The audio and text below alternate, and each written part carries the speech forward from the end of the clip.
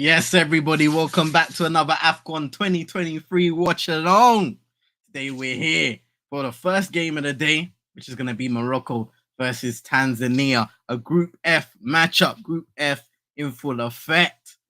We've seen a lot of games, Group A, Group B, Group C, Group D, and Group E.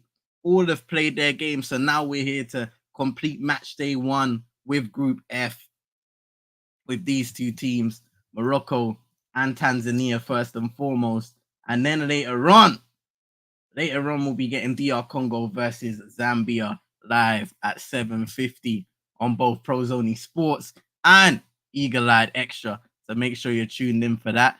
But now it's gonna be me and my bro T. Tariq Talks is gonna be joining a little later. Very soon he might be joining. So I'm gonna go through these lineups real quick. Of course, Morocco, we all remember them recently from that World Cup run where they reached the semi-finals. Eventually were knocked out by France, but they beat Portugal, they beat Spain in the knockout rounds and went on a magical run. And yeah, I would say there's a lot of hype behind this Moroccan team right now. And there's high expectations somewhat for them to go far in this competition. But like what we've seen so far, not everything is straightforward. There are some teams that have had some mighty slip-ups. Thinking about Tunisia yesterday, 1-0 loss to Namibia. What a result that was. What a result. And it was a great performance by Mali in the second half. Some really nice goals scored against South Africa. Let's see, Burkina Faso almost slipped up against Mauritania. Algeria, 1-1 draw with Angola, and we can keep on going on. The Cameroon versus Guinea, 2-2. So nothing is ever straightforward, and I think we've seen that so far in this tournament. But we're going to go through the lineups real quick. Get that out of the way. We're about just over 10 minutes away from kickoff. So we're going to start with Tanzania. Shout out to Brush. Hope you're doing well. Today's been blessed. Appreciate you coming by each and every time. Shout out to Brush, man. And as always, if anybody, or if any of the man them want to come in, you know what I mean? Watch the game live, commentate live, do your thing, man. I know man like Tariq will be here in a little bit. And Roland, he won't be able to do both of the watch-alongs today because he's been traveling. So we'll be back tomorrow, I'm sure. But here's the Tanzania lineup, nonetheless.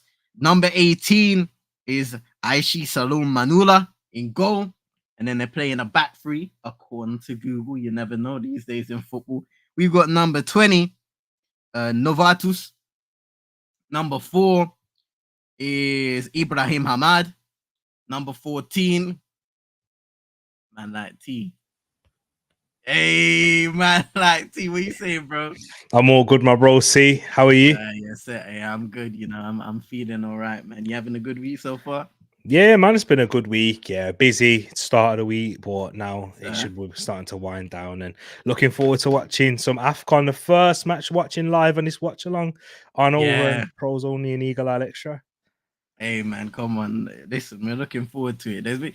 Have you been able to catch many of the games so far in the tournament? Yeah. So the ones that I've watched live, I watched the Ivory Coast game. I watched a bit of the Mali South Africa one yesterday as well. So yeah, but then the others I've been having to catch up and I've been dipping in and out of whilst working and that. But you man have been holding it down, man. See. I know you've done a lot of research going into this. We were speaking before the tournament started and with all the excitement. So, yeah, I feel like it's really about to begin now after, because this is the final round of fixtures for game week 1. Is that correct? Yeah. So this is where the tournament really kicks off. We've had a very early sightings, but we can't really draw too many conclusions yet, can we? Nah, not yet, you know. I always feel like once we get those second round of fixtures out of the way, that's what we can when we can truly make a judgment of what each team are going to bring moving forwards. Because especially with the first set of fixtures, there are a lot of pressured moments and pressured situations for a lot of the big sides, which requires them to perform. Next game, when you're speaking about Nigeria, 1-1 draw, dropping points. Egypt dropping points against Mozambique. Cameroon dropping points against Guinea. Algeria dropping points against Angola. Tunisia losing completely, you know. So yeah, man, it's gonna be an interesting next set of fixtures. 100%. And why we love football as football fans and why it's the best sport in the world is because of that unpredictability. You can play the best football, but you can still lose games. But with Afcon, I feel like it takes it to another level with this tournament because you can have complete underdogs reaching their first tournament with players that we've never heard of. And when you watch them in the first 15 minutes or so, you think, oh, yeah, this is going to be a battering here. But you never get that. It never happens. Like I was watching the highlights of the Egypt Mozambique game, and you see some of the goals in that one there, and what it took for Egypt to grab a point in the end and for a penalty. And then watching Nigeria versus Equatorial Guinea, and you see Victor Osimhen, who's probably one of the highest rated strikers out there in the world, missing a glaring opportunity. It's difficult, man. It's the mental fate, the mental part of it is dealing with these life or death games in these tournaments because you don't have too many opportunities because your tournament can be done in 2 games in the first group. So yeah, and you leave yourself too much to do. So yeah, man, and it's special Afcon for that reason. And I remember when we first was watching it together 2 years ago, it was that's when I really started to understand. Yeah, this is the most unpredictable tournament out there, especially out of all the continents. I do believe because when you look over to the like North America size of Central America, USA, Mexico, you tend to dominate that a lot, and you don't really get much change over there. Europe, you've got your favorites like France, England, South America. That's very competitive and high level across all. But within here, like there's so many teams that are the favorites. Like if you look for the favorites of the competition, we're watching one of them today. So, but anyone can take it. Zambia have gone on and taken it before, and we'll be watching them there too. So yeah, man, I love it. Hey, come on, man. Shout out to Brush once again, saying Tariq in the cut. Come on. We got my bro. Shout out to Ulon Troy as well. Hope you're doing well. Hope your day's been blessed. Appreciate you coming by each and every time and saying, good day. Can we have our view for sure, man? Hey, let me know what you have to say about this game in the comments and also the latest game between DR Congo and Zambia. But yeah, let me complete this lineup real quick. I'm gonna give you the Morocco one. It's slightly easier than this. Definitely. I've been butchering names the whole tournament, man. But at least the accent's on point. We got, bro, number 14. All right, cool. Bakari, Mwaniento, Nondo. Not too bad. Midfield, we got number 2, Hajinoga. Number 7, we've got Himid Makami. Number 3, we've got Yaya Abbas. We've got number 15, Mohammed Hussein Mohammed. And then up front, playing with a 3, number 21, Kokla Charles Mumbwa. Number 10, through the middle, we've got Mbwana Ali Samata. Yeah.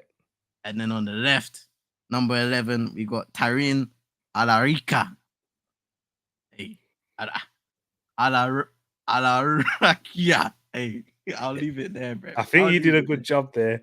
And thank you for leaving me with the notorious Atlas Lions, who made a big impression with a lot of these players in a World Cup. In goal, we've got Yassine Bono. I'm sure we all remember him and his outstanding heroics for Morocco in the World Cup just over a year ago now, just over a year ago. Right back, Akraf Hakimi. In the centre-back position, we've got Naif Ajed and Romain Saiss. In at left back, we've got Mohamed Chibi in there, and he plays for the Pyramids as well. So we've got someone who is out there based. And Pyramids are in Egypt. Are they in Egypt, I believe? Yes, they are an Egyptian team. Yeah. So we've got someone who is playing in Africa here. In the midfield, we've got, CM is a Manchester United fan, so he's very familiar with Sofiane Amrabat. In there next to him, we have Selim Amala, who plays for Valencia. And then in at right wing, we've got Hakim Ziyech. In behind the striker, we've got Azzedine Unahi, who did impress in the World Cup in there as well with his technical dribbling, and he's going to provide some creativity in behind.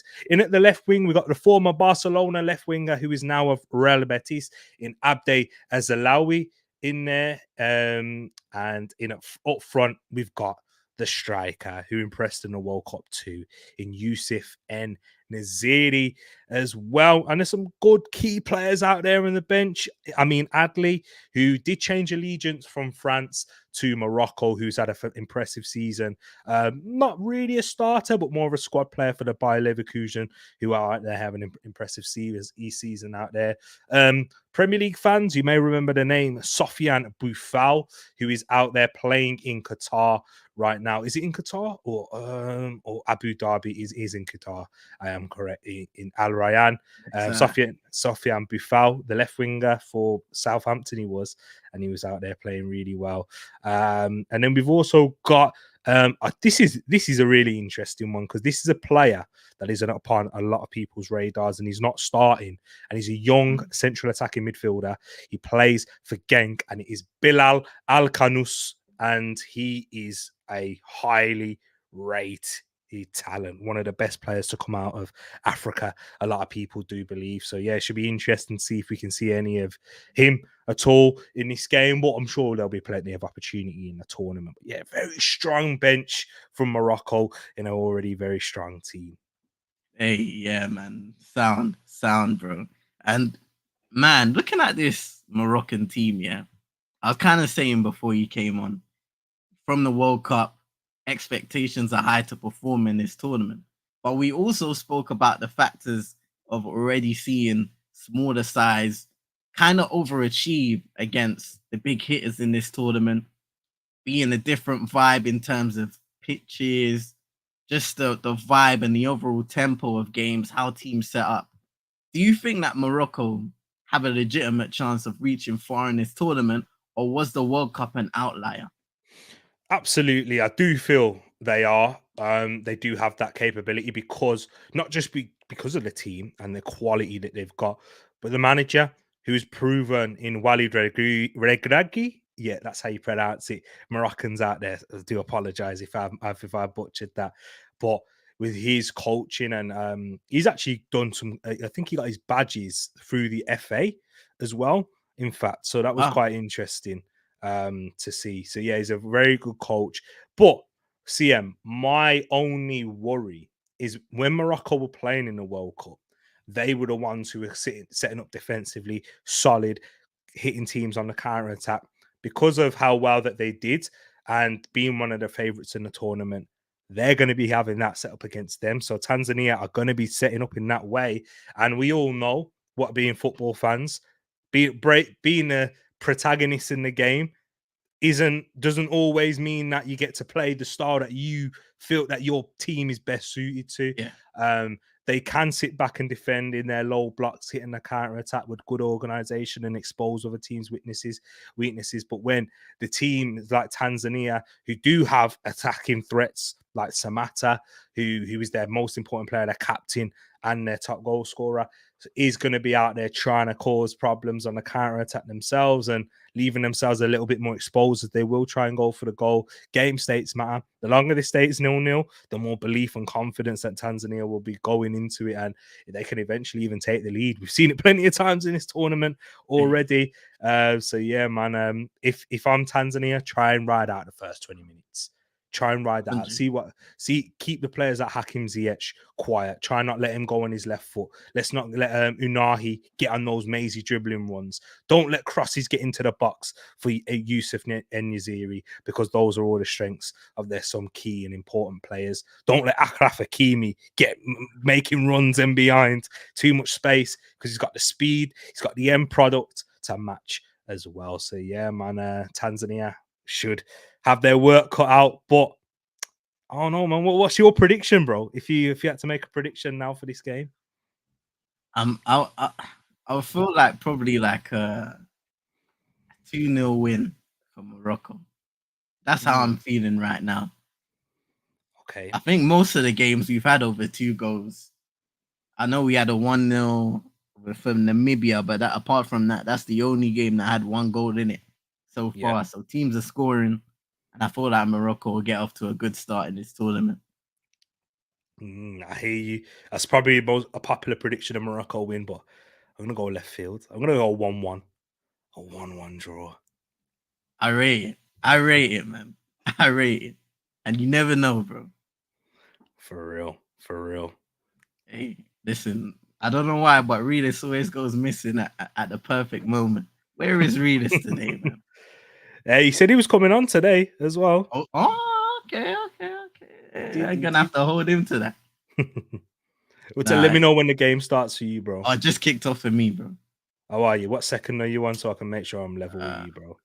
I'm at 10 seconds. Calm. Same. There we go. Cool. We're blessed, man. There's no 20 seconds behind, no nothing. Exactly. I don't Hey, want to be doing any spoilers for you guys in the chat or you as well. And guys, remember in the chat, let's not try and do any spoilers. NN's comment is funny, you know, bro, because Roland accidentally put it for 4:45 a.m. So I had to switch it real quick. 12 hours late, you know. Mad. So you set this up for 4:45 a.m. Hey, nah, it was Roland, bro. Oh, hey, Because you must have been tired, man. I've done that before. yeah, you know, I remember I uploaded a video and it was supposed to be, I think it was at 4 p.m. And Yeah. it uploaded at 4 a.m. Fam. I was like, what the hell? Mess Woke up up the in the morning. algorithm, innit? Yeah, man. Oh man. Hey, vibes ain't rating in Esri, you know. I think you saw some of the touches in the World Cup. Yeah. He's But not yeah, he's the most aesthetically pleasing striker, but yeah. he hasn't quite hit the form that he had 2 years ago, where he had for Mhm. Sevilla in terms of goal scoring. But he's a handful to come up against. I think Man City found that out when they played him in the Super Cup. He was causing them quite a few issues in that game. He could become the first Moroccan player to ever score at 4 separate Afcons. There So you go. There's the first CM stat of the day. I'm not gonna lie. Yesterday I was spamming them. Oh, I nah, was you I have was to get spamming them so much that our brother was calling me a robot. It was peak. Chat GPT, Chat CM. That's what we need to call him from Hey, now. um, CMT, I was CMNT. like, I was like, cool. I need to chill, man. I need to chill for a little bit. Nah, it's cool, bro. It's cool. I love him. It's like a proper commentator. That's how they do it. Hey, Big up Super Nick as well. Super Love to Nick. you. We got Moss in here as well. Big It's up good if Marcel. Reed is missing. Oh damn. Hey, Moss has some beef with Reedus right now. You know, I don't And know he's what. and then he says, "Wow, speaking of missing, big up to yourself, boss. I know who you're referring to there. Big up to my Nah, bro." don't do this. And then asking if this one's on. It's on Sky. So I'm on Sky Sports Football. Yeah, me You too. the same to you? Alright, cool. So Yeah, yeah, yeah. this one. Because I How think that now go on, bro. how have you found the coverage recently? Because I know there was the big situation. Which game was it? That it went down in? Oh, bro. It was the second day, wasn't it? It was on the Yeah. What's yeah, it? I have to remember which one it is, man. Sunday. Was it Egypt, It, Mozambique? nah, it might have been Nigeria, 'cause Equatorial Guinea. it was just the other day, bro. I think it was it the Cameroon game. Cameroon, Guinea. Actually, nah. It might have been either I'm that or sure the kid was it Senegal. It's the Senegal one. There you Senegal, go. Gambia. Yeah. Senegal, Gambia. Bro, the thing went down for like good 30 minutes and we got the game back in halftime, but it was a mess because someone got a red card. There were no goals, but I was just a bit mad. And then we found out that the whole footage just got shut down worldwide. So anywhere, Mm, nobody was getting the pictures for the game. My goodness. wow, But madness. so far, the footage has been it's all right, isn't it? Like some of the commentators are decent. You can tell it's like certain people in different locations. They're sending Mm, their commentary feed and receiving it from there. But I think the biggest disappointment more so has been again just the lack of build up and commentary behind it. Because yeah, if we watch the World Cup, they're telling us about the country, the culture of the country, the culture of the city, the stadium, and the history behind everything in the build up to certain games. If you're watching on ITV or BBC, for example, Yeah. Whereas in this tournament, it's very much so we're fitting it into a block, we're turning it on just before kickoff, and then as soon as the final whistle blows now, we'll show a couple seconds and then boom, it's gone over to the next program. So that's Yeah. probably been the most disappointing thing. Oh yeah, you man. Yeah, it's one of them ones. As long as we see improvements, and we have, well, hopefully we have no issues with this game here, because I'm interested to see how this season. We've seen Tanzania already get a corner early on in this game. That'll give them some encouragement early on in the first 5 minutes. So yeah, but I wanted to ask you another question. Yeah, okay. Yes, And this goes to everyone in the chat as well. I want to hear your thoughts. If you, the ones who've been keeping it with Afcon, who is the player you've been impressed with the most? It can be a player you already know, or it can be someone that's caught your eye. That, oh, I've not seen this player before, but he's on now on your radar. Who is hey, that for you? Because I've got the name in my head. Do you want me to go uh, first while you give a think, or have you got one? I've got one, bro.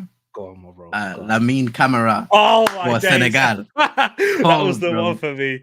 Yeah, I think that's what got to be everyone's as Yeah. well. His performance was really good.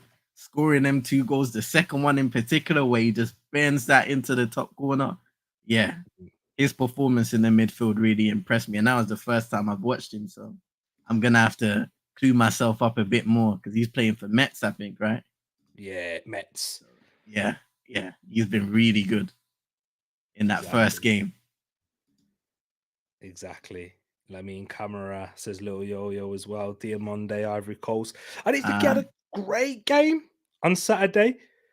I thought he looked a bit shaky in the opening minutes in that one, but it's a young defense. I remember Roland kept saying in the live chat, it's a very young defense, so it's difficult to kind of judge straight away with him and Ndika at the back. But yeah, he's a very good player. One of the top prospects coming out of Africa. So many at this moment in time, but he's up there.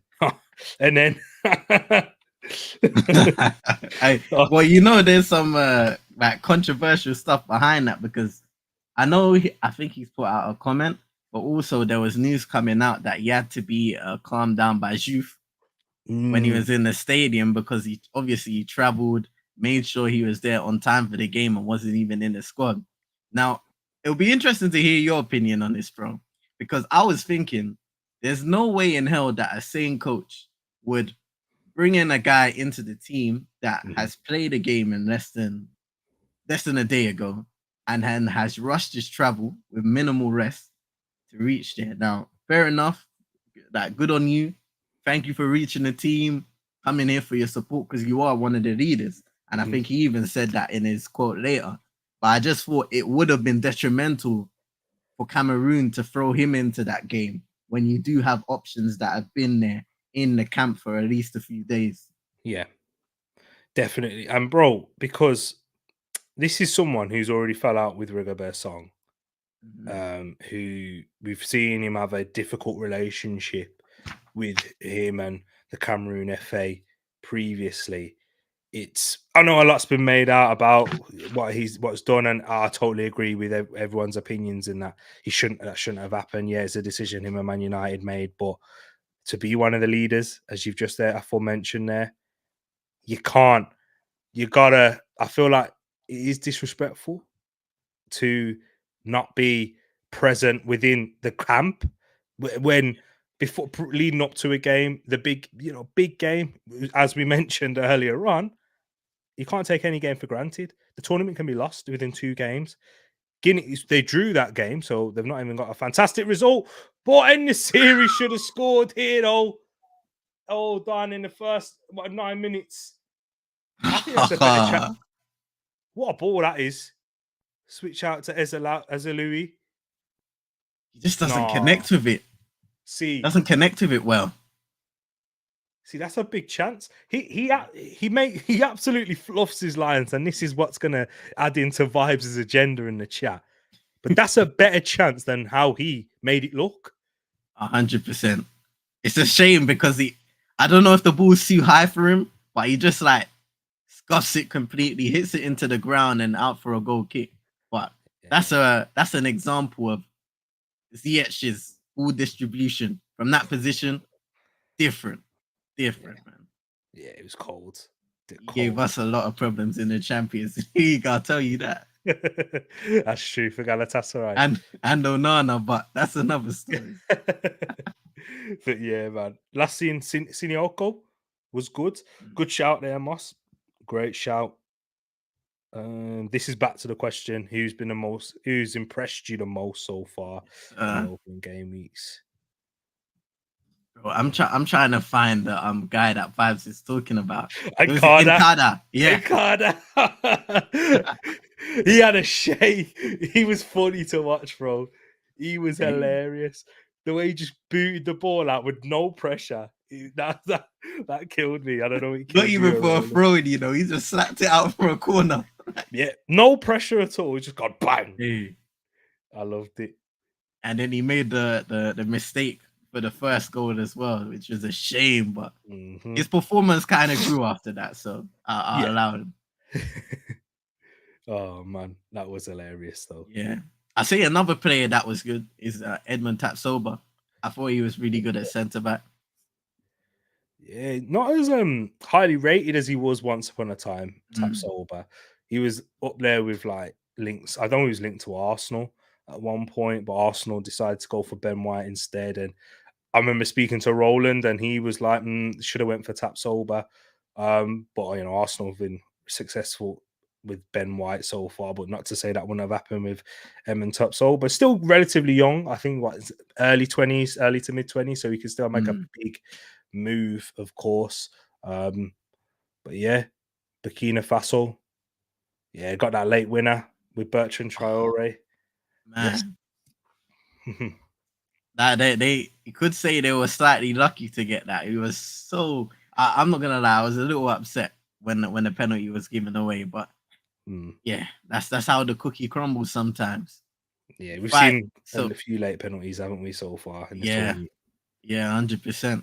Sometimes you fight so hard, you're under immense pressure, and you make that one mistake that can change everything. Tired legs, tired minds in them situations. It's difficult to stay concentrated and hold your nerve in the box where we've got in a world of VAR now, where any little decision. Because I also wanted to say in terms of we've seen the Senegal Gambia game, the red card there. I don't know, man. Was that a red for you? You know what? I thought it was really unlucky because and this is the problem that I have when like with looking back at it in slow motion. Everything's gonna look at least a little bit worse, right?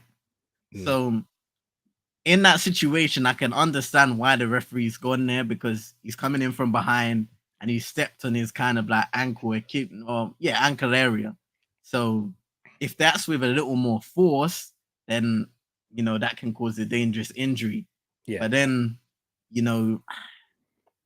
contextual understanding goes a long way, innit? And I don't think in that situation he was going in thinking this has to be a malicious challenge. It was more so him just trying to win the ball back and go for it. And unfortunately, it was unlucky because the angles weren't right coming in from behind. And I think that's what does him in. The fact that he was behind play. Exactly. I think that's what I agree. I think that's probably what the situation is. But yeah, hopefully. Yeah, I think. What do you think about decision making in general in Afcon so far in the first games? Because being Premier League football fans, we talk about referees week in, week out. It feels like. Yeah. What have you made it so far? I think it's been good enough to not overly focus on it like we do in the Prem. And I think me, Roland, even Rich was speaking about it the other day, saying they make VAR decisions relatively quickly, and there's not an over reliance on the technology. It for me, it gives an old school vibe where it's like the referee's out there, you're the commander, be confident in your decision and make it quickly, because a lot of us kind of question, how are they training referees nowadays and stuff like that.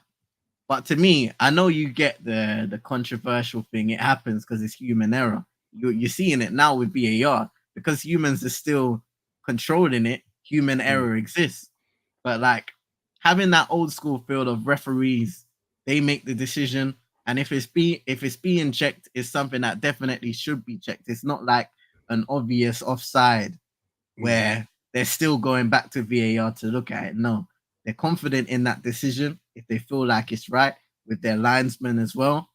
And there are minimal VAR checks, and it's just allowing the games to flow much better than it does in the Premier League when they have a VAR check for an offside goal, and it may take 4 or 5 minutes, and it takes you out of the atmosphere and the flow of the game. 100%.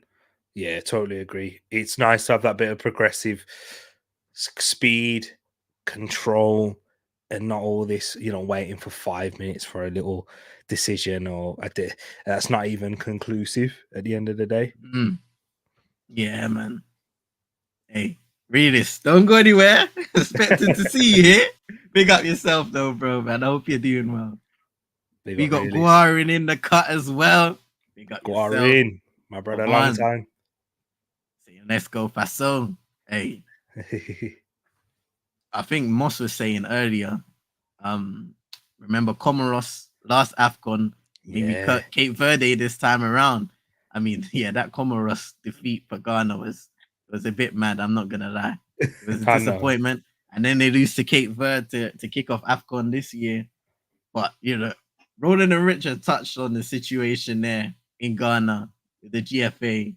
We don't even need to go over that again because it's gonna make them upset. But yeah, man, it's a shame, right? And I can see kind of, I would say, similarities to the JFA for us and how that's run. Because I could have a lot to say about that men's and women's team. Yeah. In fact. So yeah. Very true with the similarities that they're facing. And even with the players, how they're calling them up as well, and how they're kind of recruiting, it is very sporadic and scattergun, and I think it adds to why these nations are underperforming.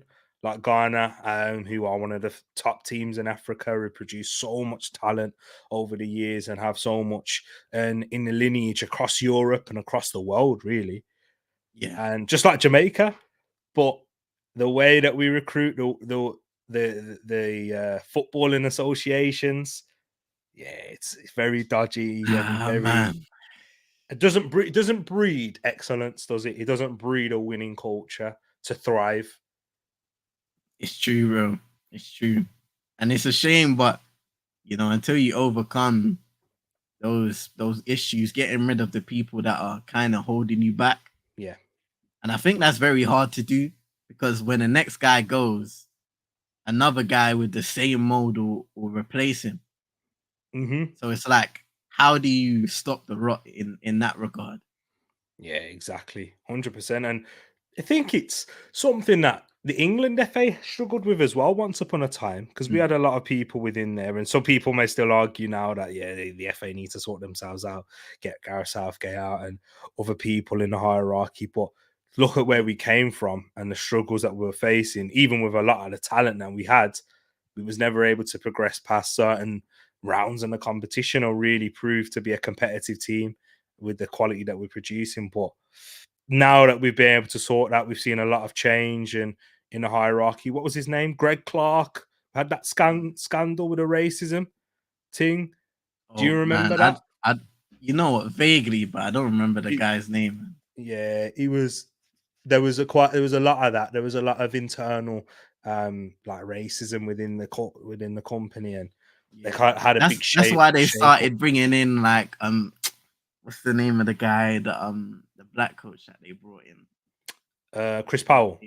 Yeah, Chris Powell. Yeah, Is that why they started kind of doing that stuff and changing? Because I remember they even had a scandal with the women's team at some point, and that was pretty bad. Yeah, exactly that, bro. That's what it is, and it took a while, and now England are in a position to be competitive. But this is what this is what Ghana need to do. But then it all comes from governments as well, like how with the JFA, it comes with the Jamaican government, and all them things. But yeah, hey, football and politics, sport and politics, they say it shouldn't mix, but you can't separate them. You can't avoid it when you talk about sport, people. Always goes hand in hand, man. Moss. I Yeah. don't know whose final decision it was to because when Onana left the camp for the World Cup. I just know the bulk of the situation and how it kind of happened, but I don't know who made the final decision on him leaving the camp completely. There was a lot of talk about it being Rigobert Song. There was a lot of talk about Yeah. him and that. It was clearly a falling out. I mean, it was very like rumors mixed about. Like there was some tactical reasons with it in terms of how Yeah. Onana plays. Song wasn't happy with, but also personality clashes and those. It wouldn't surprise me either way, which if it was one of them or a combination, really, because these things happen within international football. Joel Matip is someone who's retired from international duty for other reasons. Oh, given away there by Ziyech. Hold on, Ooh. big opportunity for Tanzania to go on an attack here. They got options outright. They've slowed it down now. This is what Morocco are very good at, and we saw at the World Cup. You're getting bodies back as soon as possible. Guys, we're 20 minutes into this game. We haven't seen a lot of goal mouth action. That's why we spoke about other topics a lot. You know what? I thought their back four was positioned very well because then there was a little bit of hesitation from Tanzania to get forward. Yes, that's true. That is very true because the ball was given away, but because Morocco had a settled back four in that situation, it was a 4 from Morocco, 3 for Tanzania. They were able to slow that down. Tanzania, what they needed to do was work that ball out wide quicker to isolate the fullback, get them 1v1, get your wingers or your fullback, whoever the wide player is, to cause an isolation. That is a horrible challenge, by the way, for the Tanzania. Who was that? Who's the Tanzanian number 7? Mkami. That is not a good challenge. Yeah, give me them Kani. Oh man. Yeah, that was bad. Yeah. it was a tackle, and then he like scissors him at the same time with the leg. Yeah, not good.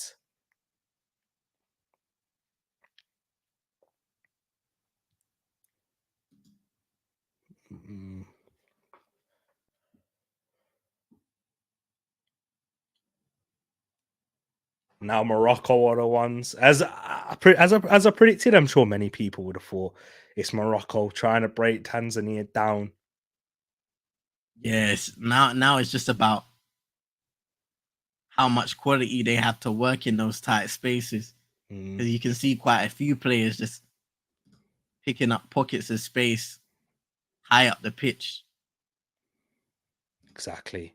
We've already had one shot on goal, and it was off target. It was that Youssef Nesiri one, which he should have done much better on his stronger left foot.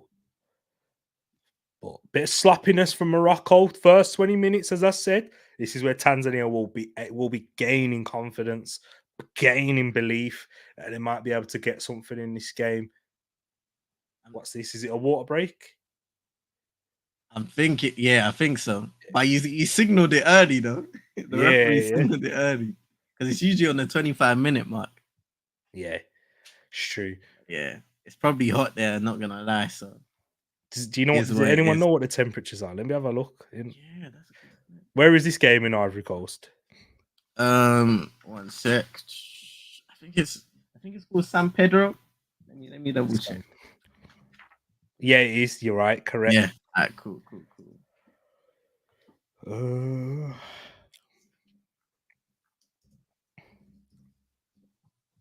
29 degrees right now. Yeah, so you can see it's definitely hot around there, man. For sure, bro. And it probably feels different as well. It might feel warmer or because of the humidity and stuff. Yeah. You can see that the atmosphere is kind of overcast. So that usually means a good sign for very humid conditions, and that's probably why we see a slow. I mean, it's a big part factor in why we see a slower pace why we don't see as too many transitions and counter attacks at like breakneck speed as well, because it's practically impossible to do. So like, look at the shirts. These players look like they've just been in a swimming pool with their shirts. It's that sticky. Yeah, it's a bit mad.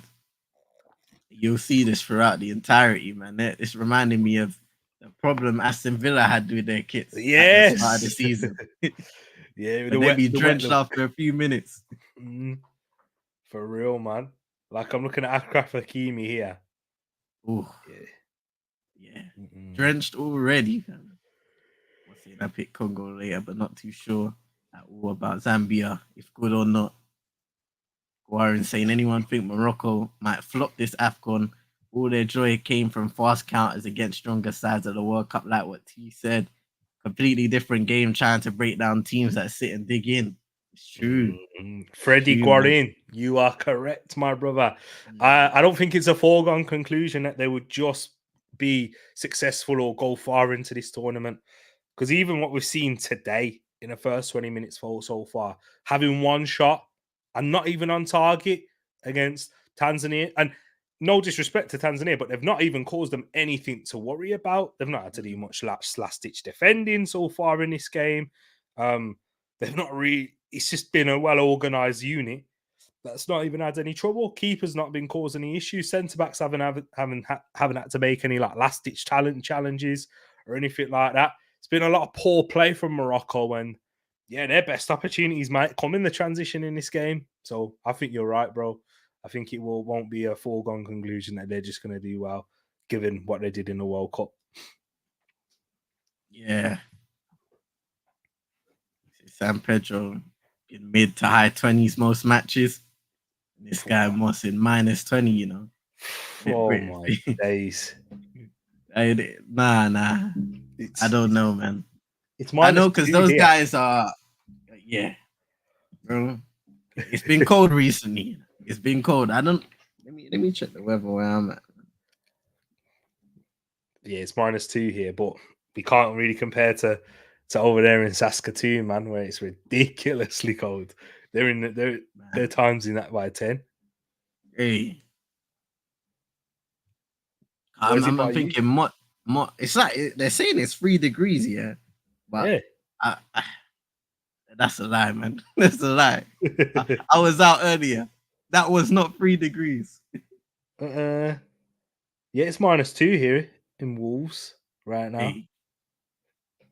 Has it snowed down your sides? No, it was meant to. It was meant to today. Hence why I've been working from home, because I was meant to be like, can't go into the office because it's going to snow, but no signs of snow either. It's going to be -5 later. Yeah. I won't mind the San Pedro weather right now. But having said that, bro, like, I prefer the cold than the heat, you know. Do you want to tell you why? Especially in England. Not if I'm on holiday, of course not. But if I'm out, but in England now, because we ain't got no central heating. The houses are made to keep the warmth in. So when it gets hot in the summer here, it's a joke. It's harder to cool down. It's harder to cool down than it is to warm up. They have that genetically modified heat in this country, bro. Yeah. Every time it's hot with humidity. It's not even that nice heat where you got a bit of breeze behind you. Nah, it's just still heat. Exactly. Not like the sea breeze that you get in the coast and the islands and that. -2 is our -15. Because I'm thinking over in Canada they must use degrees Fahrenheit instead of degrees Celsius. I think they use Celsius, I think it's America use Fahrenheit. Ziyech with the free kick. They've tapped in by Romain Tace, the former Wolverhampton Wanderers man, now currently for, is it Besiktas he plays for now? No, it's not. It's Al-Shabaab. Al-Shabaab. Yeah, in Al-Shabaab. Hey, it was the free kick that done them in. The Ziyech free kick, the swerve on it. You know about that ZH free kick, don't you? How hard that All is too well, man. All too well. to Even handle. the one he hit wasn't even as good as this one. No, it wasn't. But that left foot of Hakim Ziyech, swerving, dipping and swerving, difficult for the keeper to handle. But Mama Manula should be dealing with that better. He should be making a save, which he does, but he's got to be pushing that away from Romain Saiss to onrushing Romain Saiss. And I can tell you something, living in Wolverhampton, yeah, that Romain Saiss, oh, look at the swerve on a free kick, by the way. Romain Saiss is a predator in the box. He scored quite a few goals for Wolves. In his time there. So I remember that, and he's a lot more goals with his head than he's done with his feet here. But that goal has given Morocco the league, and his goal's been given. And yeah, we was kind of talking about this earlier, Guarin. Yeah, and then says poor goalkeeping for me. But and then cut him some slack, bro, in a way, because it is a swerving free kick. I think the angle that we saw last showed how much movement there was on that ball, so it was quite difficult to read. And Unahi's been fouled, and it's another free kick in a dangerous position, not a shooting position, but a dangerous crossing position, and another yellow card for Tanzania, and that is for number 20. Who is number 20 for Tanzania? Let's see, Novatus Miyoshi. You can see that pressure. It's mounting now, and all it took was a wicked set piece. But yeah, like you said, man, when you see for goalkeepers, you kind of feel sorry for them in that situation because they read the first flight of the ball, and then in the air, the swerve just takes it out, and then you have to react quickly. Some goalkeepers, they have top reactionary abilities, but some of them, it's tough to deal with, especially when it swerved just before arrival. It's true. You're right, bro. Moss did say he went the wrong way at first. I agree. And then says if that was a Nana, you wouldn't cut him no slack. You know what? My whole man's up, bro. You're right. I wouldn't be cutting him that. I don't know. If a Nana did that, I'd be cut. I'd be there. I'd be on his neck. Pause. But you know what I mean. Hey, but he did it to himself, man. He did it to himself. Yeah. That free kick was better than the one he faced against Anana. You were right, was by saying that. Sure. In that one, like he set up his wall and then he still went, unlucky. And the Siri had another header, but it just goes over the bar. But yeah, he decided to go wall side instead of blocking out the area that he should have been in, and then boom, it just goes straight in. Trust me, not good enough. And Tanzania would have needed to stop them sort of type of chances. And what I've just noticed since that goal, anyway, how the free kick was won, Ziyech is getting on the ball a little bit more. And when you've got Ziyech turning and facing off the touchline onto his stronger left foot, because he's very one-footed, Hakim Ziyech, but that left foot is so good. Like it's unpredictable at times. And if you give him space to make passes into, it's going to be a long day there. And look, there's doing it again, bro. Look, this is the position you can't have Ziyech facing, because when he's got runners, he'll pick them out, bro. Yep. He even had his hand up because he was like, listen, I wanted to play that diagonal ball. Yeah. Instantly. And I think that's a nice little dynamic that you're seeing here is, look at the run, bro, that Hakimi's making. What we know for Hakimi is running on the outside of the foot of the winger. He doesn't do that with Ziyech. He runs inside, he inverts, which leaves that passing option from the centre-back to go straight into Ziyech first time. And then Ziyech has the decision. If Hakimi continues his run and goes to the outside, play it first time. If he uses that run as a decoy, opens up the space into the middle where you can feed Unahi, feed Yusuf and Naziri, switch it out left for a 1v1 with Abde. That's the tactic that Walid Ragregi. I can't pronounce his name. We're just calling Walid. What do I feel like it's Regraoui? And that second G is like non-existent. Regraoui. Listen, should do Regraoui? Is anyone in the chat actually know the pronunciation?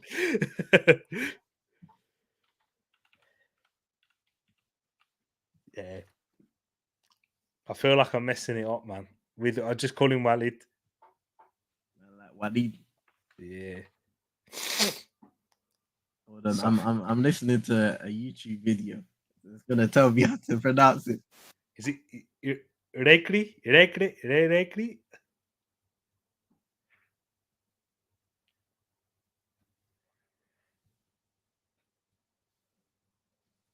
Okay, on YouTube it said Regragi. Regragi. Ragi. Yeah. Regragi. Okay. Regragi. Walid Regragi is as kind as set this up on purpose in that way. So it's when Morocco look more dangerous when the ball moves out to the right. And here they are again. Oh, look at them in Unahi, space. look at the Ziyech. space for Ziyech. He shoots first time. He shouldn't. I don't think he should have shot that first time there, but I think he's not trusting the keeper, Manula. Yeah. But look at the space he had there. Was he onside? Yep, he was. Mm. And Nesri was running through the middle as well. Yeah, exactly that. Had the option to play it into Nesri. Went for the near post strike. Comfortable height for the goalkeeper to deal with, but it's a corner for Morocco. Pick up Drizzy in the place. Says, I am on my lunch break. Morocco finally doing North Africa justice. Hey, North Africa hasn't been standing up recently, but my Angola have. Okay. Hey, listen, they got a really good result, bro. Really good result against Algeria. That penalty, though, had me shook. The way he bounced off the crossbar, and then he just ran in. Went in there to tap it in. Hey. I'm not getting my losers one. Who's got Ghana? Do you remember if anyone's got Ghana in the I think it's Ria. Hey, she's in trouble right now. Oh, that's a good tackle from Ziyech there, showing his defensive prowess as well. Oh, and he's won it back. Oh, look at that. Hey, Ziyech is on fire at the moment. Yeah. In and out of possession. Yeah, his stat sheet today is going to look mad when they start reading out the interceptions and all of them thing there. You know, running stats, interceptions, Innit? passes completed. He's looking for the football equivalent of a triple double right now. That's what he's looking at. For real. We're getting a substitution already from Tanzania. Uh-oh. Oh, do you think that's injury? Yeah. Is that it?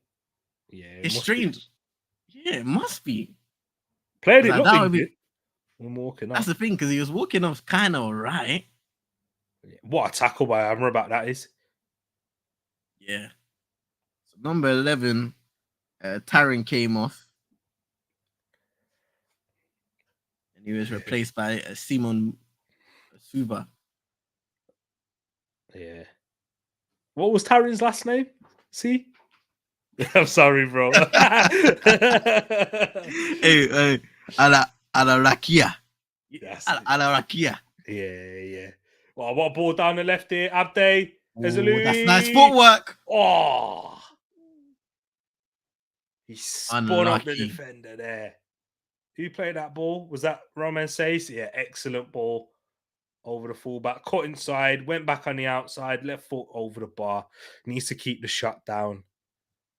Foot got underneath it a little bit on that left foot, but excellent play from Morocco. And they're purring now, the Atlas Lions. Tanzania just need to dig in, look until half-time, keep it at 1-0, remain in the game.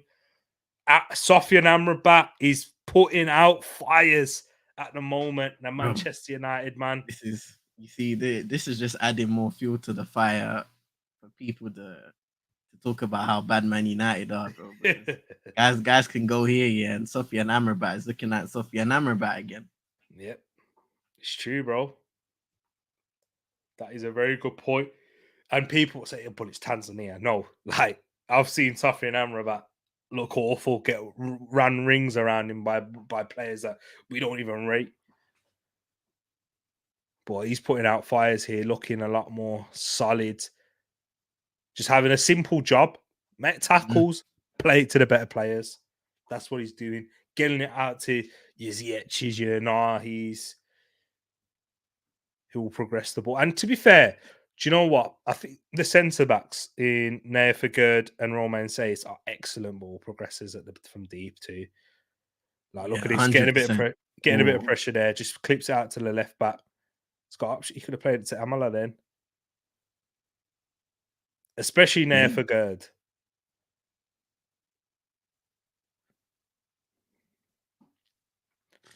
And they're just switching it, passing it about, bopping it right now. Look at Oh, Abde. look at this. Oh, the turn of pace. Yeah, La Masia graduate there, Abde. Hey. Well defended though in the end. He should have carried on going, I think. Mm-hmm. He's got a similar running style to a Martinelli from when I watch him then. Just run, head down, run.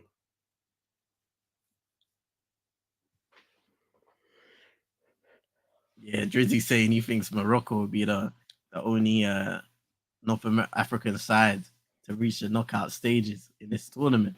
That's interesting, you know. That's an interesting one. Wow. We're gonna have to remember that comment for when we reach the end of the group stages for real. So no Egypt. No Algeria. Even though Egypt didn't really impress me performance-wise, you know. Again, first game, they'll see. Yeah. How much can we read into first games in tournaments? It's true. It's true, man. What was Senegal's first game in the last Afcon? I'm sure it was a last-minute penalty that they got to win that, and it wasn't impressive at all. You'd probably be right, bro. Let me have a look. Senegal Afcon 2022. I feel like it was a penalty in that first game.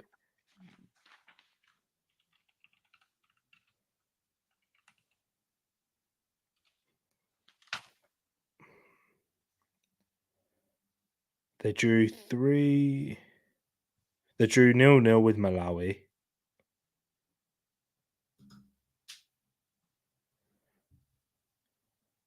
I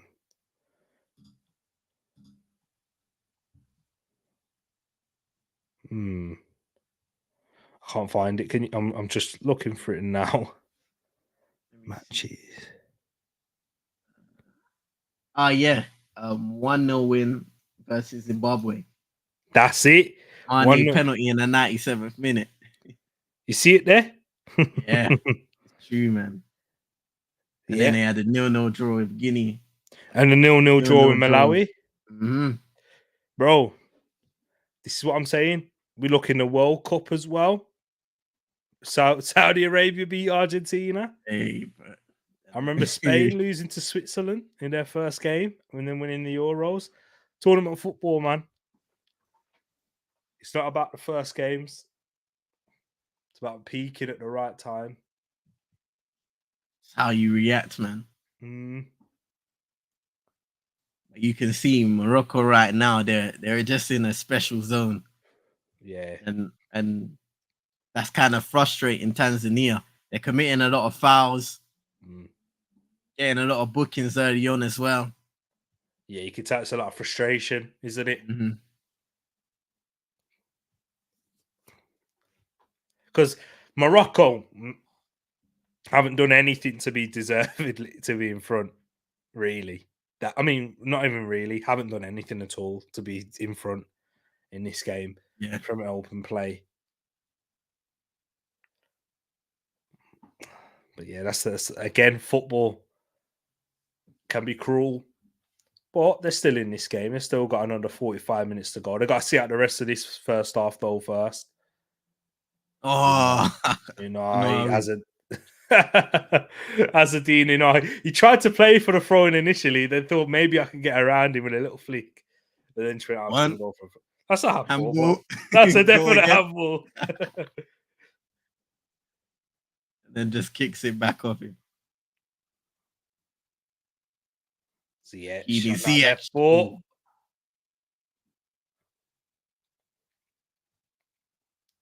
Amrabat. Hakimi in that role again. Here's Ziyech. Oh, he's too. Bro, what have I always Left told you foot. about ZH, Go bro? into that left foot, bro. The space is on the right, but he can't use that right. Man. It's a heavy touch though on his Yeah. first time to get to the left foot, and then he just loses his balance and control. That's a Good shame play because though. if he touches that, shifts it onto his right and just has a swing, you never know where that ball's going because the set Mhm. piece, you never know how it affects goalkeepers sometimes when they make what could be perceived as a mistake for Menuda. Yeah, exactly. It's true. And a good pass from Hakimi initially to break through the gap there, spot Mhm. it, driving, and then playing it at the right time. To ZH, they got a real good connection out there on the right so far. That's where all the trouble, potential trouble, and it's not been too much goal mouth action, but where Morocco been at their best in this first half. He said Tunisia is in trouble with Mali, who had a really good win against South Africa yesterday. Algeria has to beat Burkina Faso, and that's no easy task. Yeah, Tunisia underwhelmed in the last Afcon too, and yeah, Mali are a problem. Got some good players in there. I know Basuma came off and then they scored straight away yesterday. So that's my little Tottenham agenda right there. Sorry, people. Yeah, yeah. I think Rodham was saying though he's been underwhelming at Afcon. Yeah. So he's a guy that needs to step up. But even in his club career, like he's always been an inconsistent player. Like we know he 100%. has the talent, but in the midfield, he has good days where he's showcasing his dribbling ability, his ability to get past guys in the middle of the park. And then there's other days where he's a little too lackadaisical on the Hmm. ball and makes mistakes because of it. Mm. Absolutely, see, because he's someone who's a high risk player. When it comes off, it looks like it's like jaw dropping stuff, but Mhm. he doesn't play percentages. He tries the difficult things, and when it's not on your day, you just need to simplify your game a little bit more. Yeah. When things aren't going right, yeah, he still have that element where you can take risks, but you're more. He's a liability when he moves like that, Mhm. and in Afcon and tournaments like this, one mistake, one goal changed your whole tournament. You know what I mean? It's not like a 38 league game season where you get to, make a mistake and yeah, you come back in the next game and you still can achieve what your goals are and whatever. Nah, man. This is crunch time, man. There's no one team that relies on individuals. Everybody has to be together in a successful to be Mm, successful in this tournament. exactly. That's very true. Winners normally build into a tournament. Don't trust the sides that start with a bang. Look at Brazil, etc. Guarin Good point. knows. Mm, Guarin knows ball. Absolutely, Guarin. Can't can't be looking into first games too much. It's more of just a little bit of a taste of what you're going to see. Who might have like what individual might have a good tournament, yeah. rather than what team. But yeah, that's half time indeed in this game, and it is Morocco 1, Tanzania 0. Thank you, CM, as well, for updating that at the bottom there. I just looked at it. I was like, hold on, did I? Did any of us update Nah, that? man. Yes, sir. Yes, sir. Now Well, man. it's been a pretty comfortable game for Morocco. I'd say even before the goal, they were shifting the ball around well. The only thing that you could question from them is where they're going to create those chances. Yeah. And once you get the set piece, I'm sure for Tanzania, it was on the list. Don't give them set pieces that Hakim Ziyech can get in and around the area. He Hmm. gets a set piece, drives it at goal towards the goalkeeper with a bit of swerve. Big up Sammy. I know you're nervous watching Morocco right now. Hope you're doing well. And yeah, you know what? You mentioned Mazraoui, who's injured right now. So he's Hmm. not available, the defender for Bayern Munich.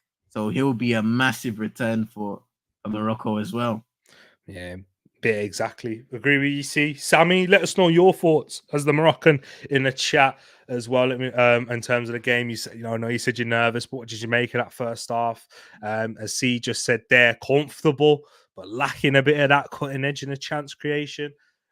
We've seen a lot of your play and your best player come down the right hand side with a link up with Hakim Ziyech and Ashraf Hakimi down there. I think what Regraoui and Sammy, you're the Moroccan in here. How do we pronounce Walid's last name? Is it Regraoui? Is it Regraoui? Regrahi. Regragi. Regregi? No. Regregi? Is it Regregi? I think it might be Regregi, you know. Walid Regregi. But yeah, he's made a good tactical switch there, inverting Hakimi's runs to create space for Ziyech, and then he can add the option to play it to Inahi.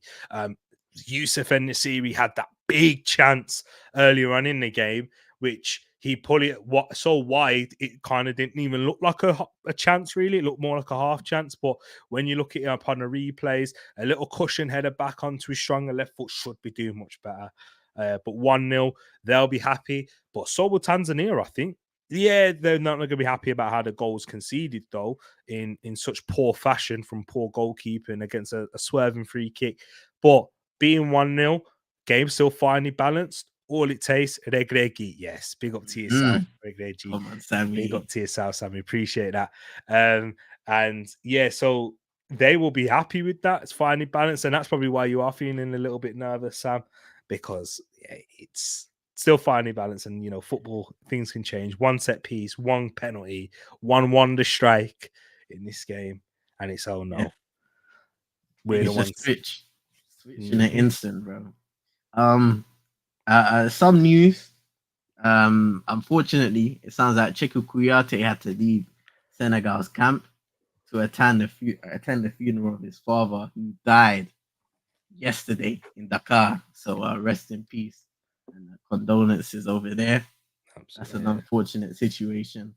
Here's Onana's quote that I wanted to run by you, bro. He said, "I have a lot of things to say, but I won't say it here because we are in competition. Number one, to me, that's a red flag. 100%. There are problems. The most important thing is sacred union. We are here to win Afcon. I ask the supporters to support us in good times and bad. I am one of the leaders, so I take my responsibilities, and that is why I'm here. I don't want people to criticize the youngest. Let people continue to criticize me. I'm used to it. I do what is good for my country. It's like choosing between my father and my mother, but my country comes first, and that's why I'm here. We're together." Now, for me, throughout that statement, there's a few things that you can pull up. The initial part, obviously, when he's speaking about, I won't talk about everything here because we need to stay together. We're a sacred union. I mean, you're creating controversy if you're kind of insinuating that there are problems. Yeah. So I don't know why he says the first part and then tries to put himself back on that. Yeah, he speaks about being a leader. That's why I'm here. Again, somebody else could probably say, well, he should have been here from the very beginning when everybody traveled into camp, innit? That's another conversation for another day. And yeah, so speaking about criticism as well, what do you think about the entire quote, bro? Yeah, I didn't like it from the opening statement. As you said, see, in that he's got things to say, but he won't say it because they're in tournament mode.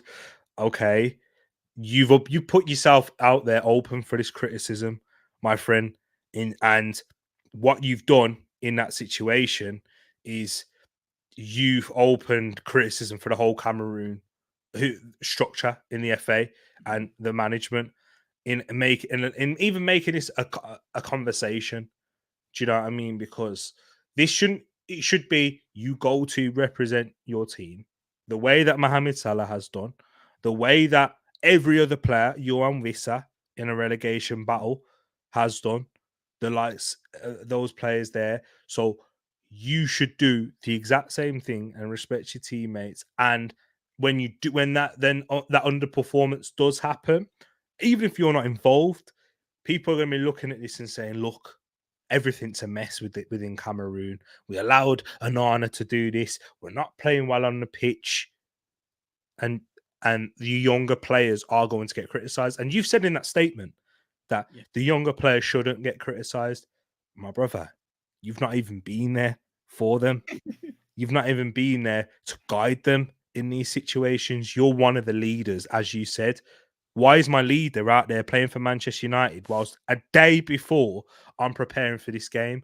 One of the players that could have had a big impact in the dressing room, in the hotel, at the dinner table, whatever, in that situation leading up to the game, in the team meeting. Oh, my goalkeeper's not there.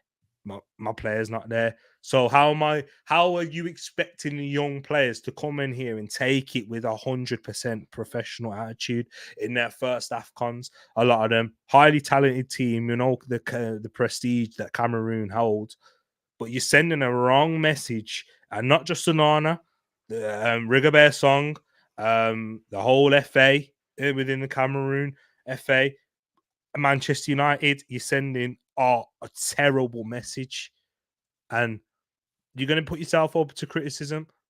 Behave in the best way possible. Show respect to your country, because Man United could sell you in a heartbeat like that. Mm-hmm. And Cameroon will always be your nation. That'll be the place that you're gonna go home one day, or you'll like to spend a lot of time there.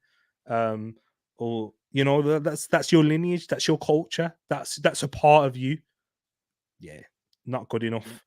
Not good enough for me. And too many words from Onana. I see it too often. I've seen it in his time at Man United 2 years. It's all about criticism, etc. Performances, bro. Performance is an important Yeah. thing. And forget performance is professionalism, for goodness sakes. Sometimes you just gotta put your head down in it. Put your head down and work. I think because he had it that moment when he first made the mistake in the Champions League. Yeah. I think it was in the Bayern Munich game where he spilled, was it Leroy Sané's shot? And he came out after the game, apologized, said what he needed to say. And at the time, people said, that's refreshing. Somebody holding themselves accountable. But unfortunately, when these mistakes keep on happening, and then he keeps on coming out in the public and saying what he needs to say, that view of it being refreshing is eventually going to become stale. And then all of a sudden, people are complaining about the things that they praise you for at first. That's just like the cycle of the internet and how people react to things, especially in sports. Mm. So yeah, it's strange, isn't it? Because look, you got a lot of Man United fans saying, Onana instead, get rid of him. Mm. And I'm saying you're gonna have to settle with this guy because they've invested money. They're not just gonna get rid of him just like that unless it's a massive flop. The player wants to leave and there's a massive brouhaha like the Ronaldo situation, and that's an outlier. So you're gonna have to settle with him, man, and allow him to get into his zone. And if he doesn't, then sooner rather than later, at a certain point of time, he will be gone. But yeah, going going Absolutely. yeah, going back to that comment, it's just I don't know, man. There's a lot of you go left and then you do a U-turn and go back right when it makes no sense. Exactly. And yeah, big up to yourself, Fulham. You says apologize for little. No, Hey, don't nah. no need to apologize at all, my bro. Always bring up whatever you want in here. We're privileged. We're honored to have you in here, my bro. So thank you for coming in here, man. And goals are opening up now. Indeed, hopefully we'll see a bit more open of the second half.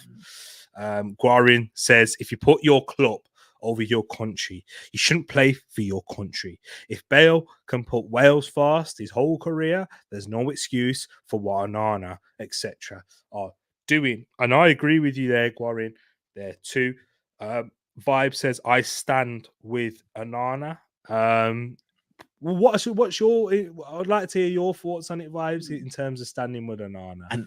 And you know what? Quickly, Guarin makes a good point because Yeah, for the most part, unless you switch allegiances, because some people will play for a different under 21 and then they'll go and play for a different country. But for the most part, you're playing for one country your entire career.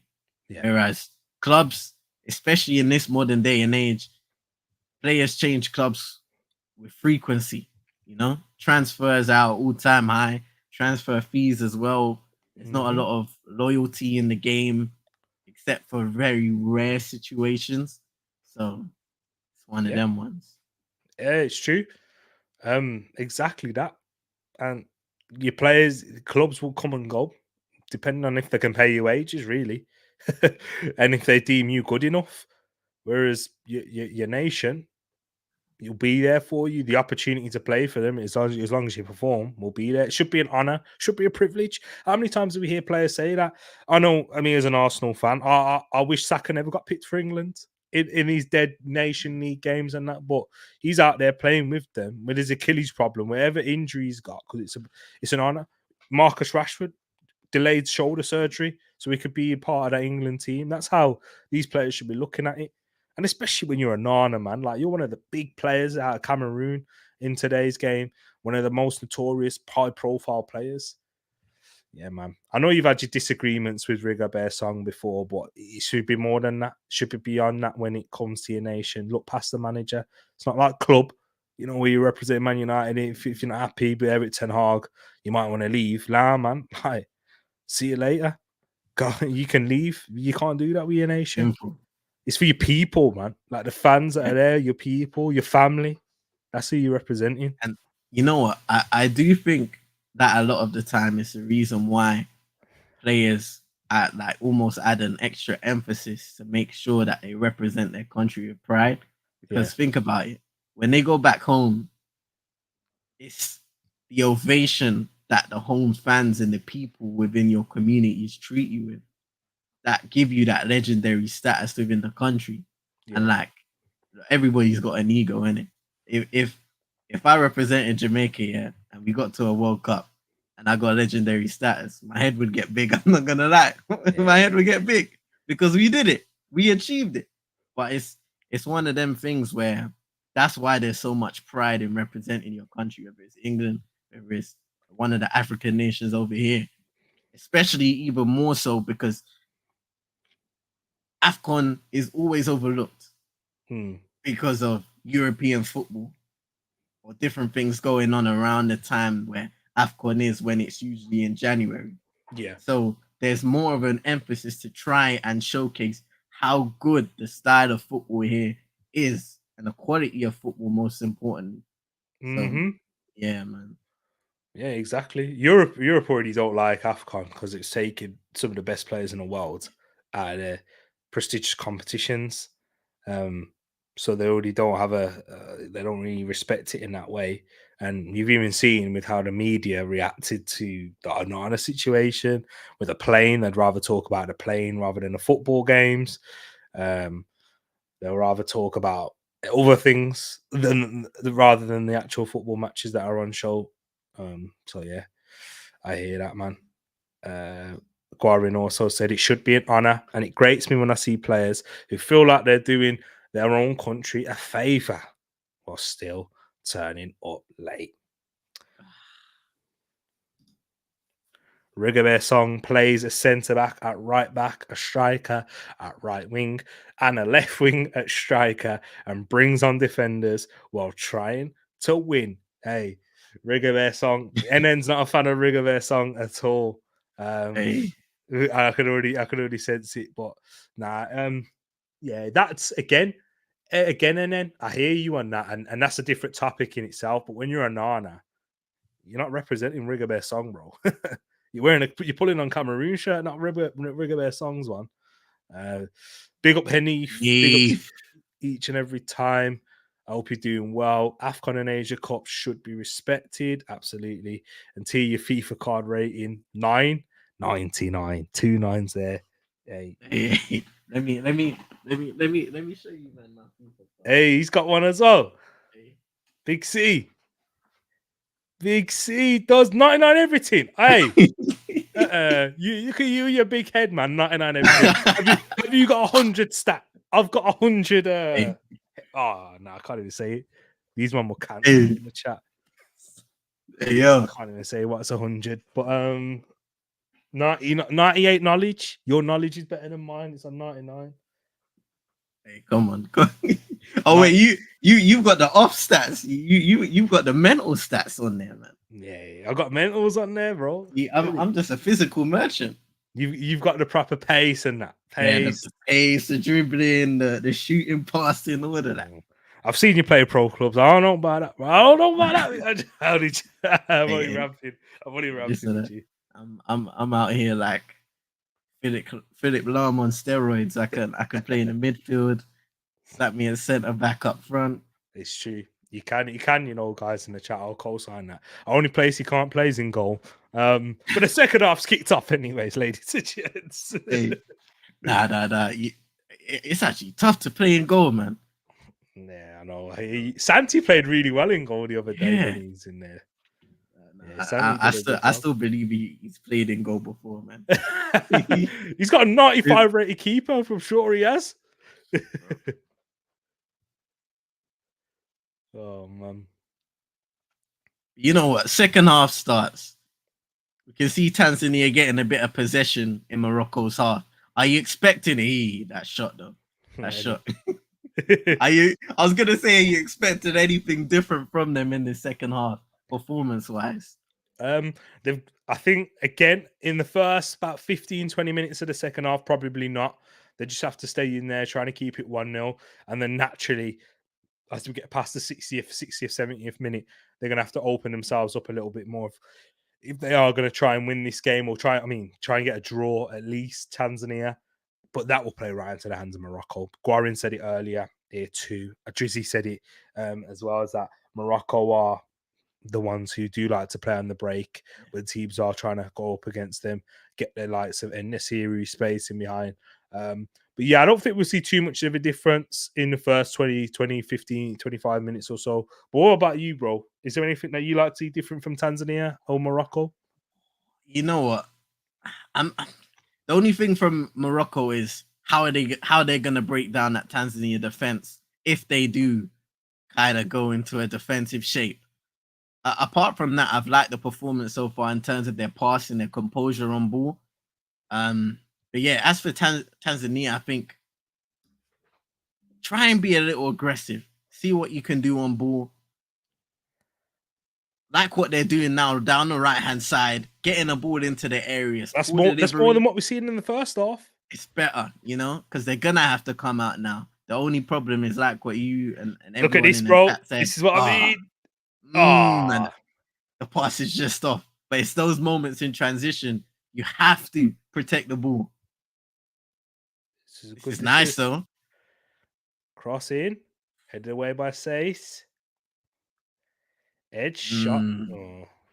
Is he asking for the corner? Is he going to get it?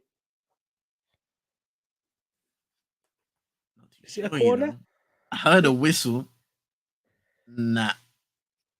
Oh, I Yeah, think he is. Yeah. I think they'll give it. Yeah. Hey, shout out to man like Roland. Hope you're doing well. Hope your day's been blessed. Appreciate you coming by every time. I know a man like Roland's traveling right now. Yeah. So he won't be on any of the streams today, I think, but he will be back. Is there football tomorrow? Afcon tomorrow? Or is there a little? Oh, yes, I believe it should be. It's Yeah. like every day until the knockout stages, isn't it? Yeah. Yeah, it should be. It's the And then second round of once games that start tomorrow. yeah, and then once the groups end. And of course, make sure you go and check out Tariq Talks on YouTube. You know how it goes, people. On Twitch as well. Tell him to play some games. It's true, bro. I need to. Yeah, man. Nah, when we lace up in pro clubs, just slap that on Twitch, man. For Slap real, that bro. on Twitch. Yes, For sir. real. It definitely needs to happen. Yeah, for sure. Get some pro clubs, other games in there. I've been playing quite a few. Look what I got this game as well here. Ooh, how you finding it, man? I haven't played it yet. Ah, I haven't played it, but yeah. with 2K, I love the gameplay. It's just the microtransactions is my problem. Oh, it's you know what hurts me, right? Because when I first started playing 2K, I was primarily my career. I Yeah. was always that offline game person then. So I was playing my career and it was cool. Mm. And the microtransactions at the time weren't that bad. But it's to the point now where it's like, even to have a good offline experience, you still have to spend. Yeah. Because they've mixed together the offline and the online experience in my career. So yeah, Yeah. unfortunate. How am I going to win a playoffs with a 70 rated player, bro? You know what I mean? Give me 48 Oh, that's minutes. a good cross inside to Nesri, and he misses it. Nesiri again. Wow. What a crash from And Azadine yeah, Unahi, though. Azadine Unahi. look at that. Oof, He on just the gets the money. Hey, the brother, best of his defender completely. that left foot is not good. He's stretching a little bit. I need to. I'm trying to be balanced when I criticize these players, like I've done with Yeah. Manula and then Nesiri. But I I'm think sorry, his he's not movement missing. was very good. Yeah, Bad defended by Nondo. he was just he was out of the picture completely. But good movement by yeah, Naziri. It's just he didn't have it. Didn't have that extra inch to stretch his foot in. yeah, exactly. He maybe he's stretching a little bit, so it's hard to control the shot, bro. You're bang on with that one there. But great ball from Inahi, he's cooking at the moment. Little ball around the corner. But I think that's a poor pass. Is it from Sofian Amrabat? I think it might have been. Free kick for Tanzania here, and that's a foul by Sofian Amrabat.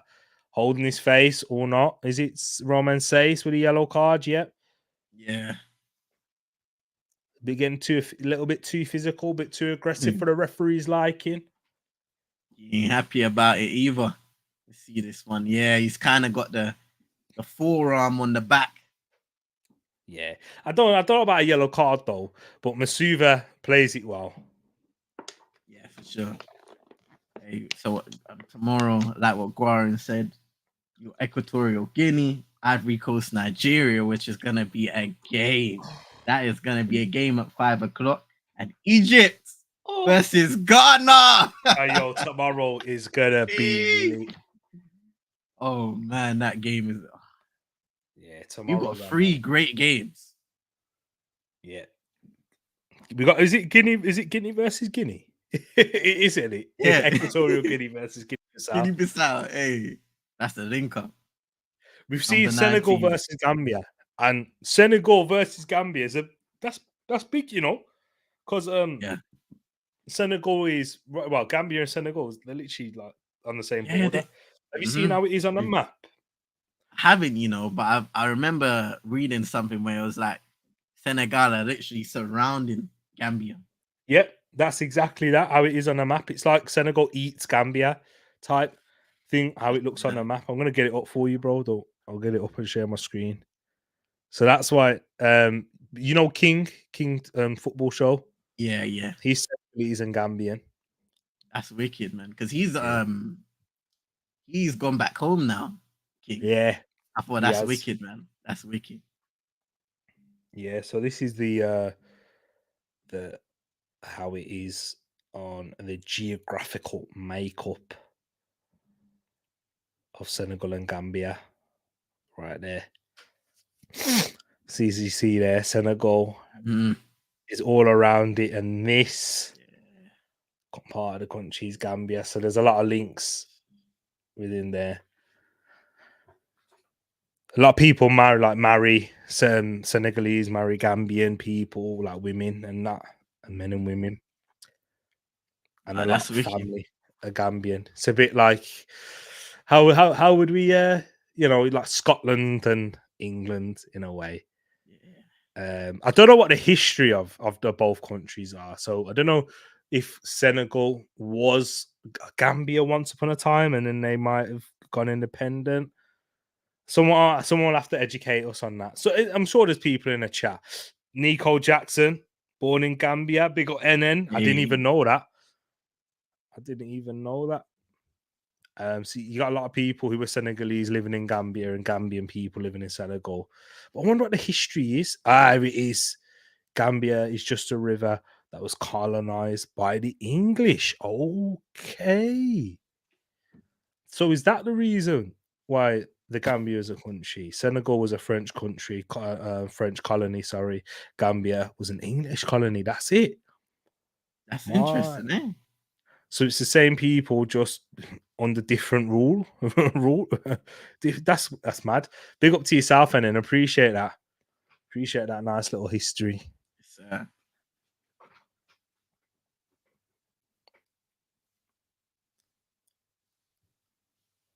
The magic spray. Always see the magic spray on the boot for Inahi. But these Always boots now, wonder, yeah. Oh, the boots these days, bro. yeah, it's like they're non-existent. It's like the man them wearing those small shin pads. Yeah.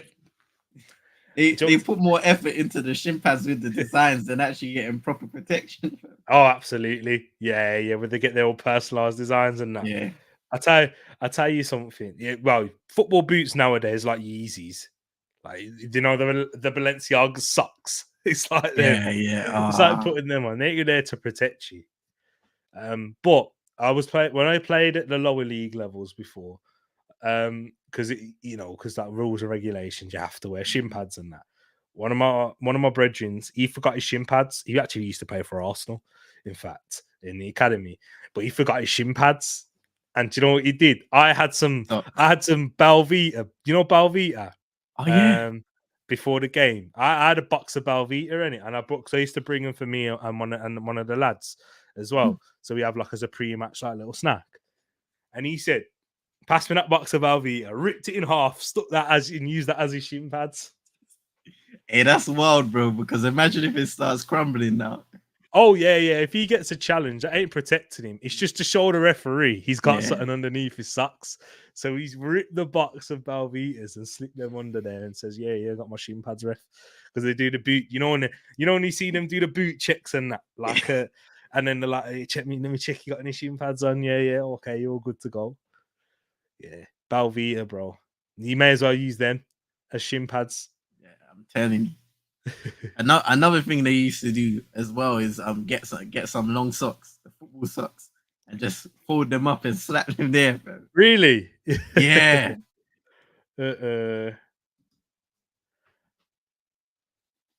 That's mad. Just get some football socks and put them inside. Clever though. It's true, bro. Probably protect you more than these shin pads nowadays.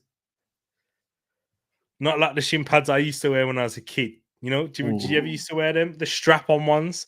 Yeah. You strap them around and they're massive, look like cricket shin pads. Those ones they're sticking out like a sore thumb, bro. Yeah, yeah. And they were rock hard as well. Oh yeah, nothing breaking through there, but I feel like they gave you dodgy touches. Yeah, I can't like them messed you touch. because you try and get the touch now and it bounces off the shin pads and goes all weird. Yeah, yeah. But then again, that's probably why they are what they are nowadays. Everything's about having the best opportunities to perform in it. Yeah, exactly that. That's why they have the cut holes in their socks and that. And a lot of people wear short socks. They even cut off the the foot part of the sock where you slip your foot in. They even cut that off and have grip socks underneath and stuff nowadays to try and make sure you maintain better grip in your boot, so your foot's not slipping and sliding inside the boot.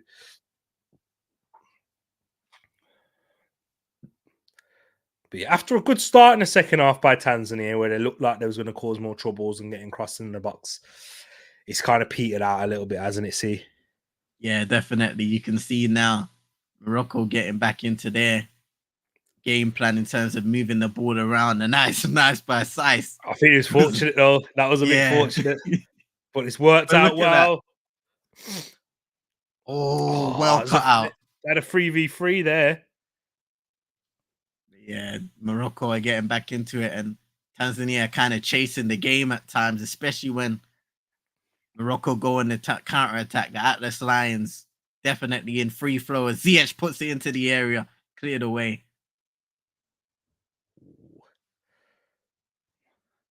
Yeah, big opportunity. Definitely right, bro.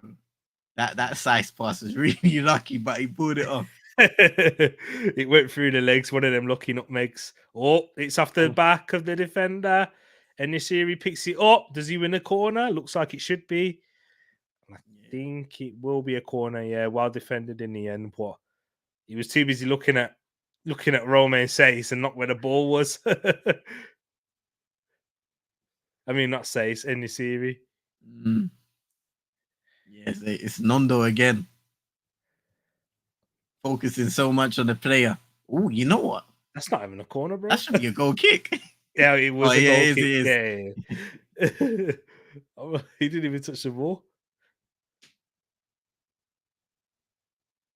9 shots in this game, 3 on target for Morocco, 2 shots for Tunisia, 0 on target. Tanzania, sorry, and Yeah, 0 on target for them. yeah. Troy saying nothing so far. Oh, Oh, we Chibi. got we got a bit of heat picking up now.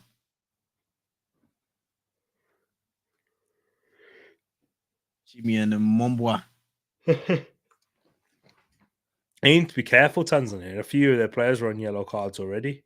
And there's another one. Yep. And Chibi. Yeah.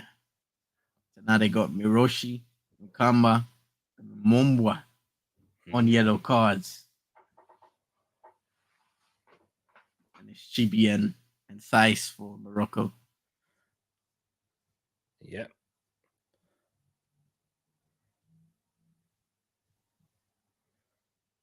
So Shout far out in to this game, Yank. big up to yourself, Yank. I was going to ask you, You say, see, bro. you and everyone else in this chat, first 60 minutes in this game, who have you been impressed with the most? What, as an individual? Individual. Yeah. Ooh, it would have to come from the Moroccan side. I'm not gonna lie. Um, uh it's probably the mainstays, right? Hakimi. I really liked what he was doing in terms of, like you said at halftime, combining and really bringing out the strengths in Hakim Ziyech's game, giving him the opportunity, to, like you said, to have time on his left foot and affect the game that way. Those two have been great. Sofiane Amrabat, in terms of just playing his role in the midfield, winning ball back, and then just playing the ball forwards as quick as possible. As we have a stoppage in play now again. Abde down. Moroccan players asking for a little bit more here. They think it should be, referee should have a look at this VAR for a potential red card. Ooh, No, it's not a red card. nah. Yeah, he caught him on the foot with a follow through as he won the ball cleanly, but not more than that. Moroccans need to calm down a little bit here. This ref says Sammy, he's not too happy. This just explains why Chibi is our third choice left back. Who's your second choice? Sammy? Trying to think, any Moroccans? Who's your second choice left back? Um, So you got Mazraoui, who plays left yeah. back for you guys. I know that's your first. Use a second choice.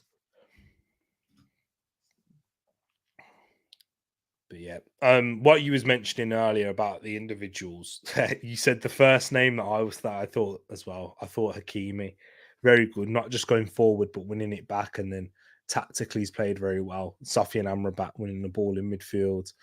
Ziyech has had his spells where he's looked good.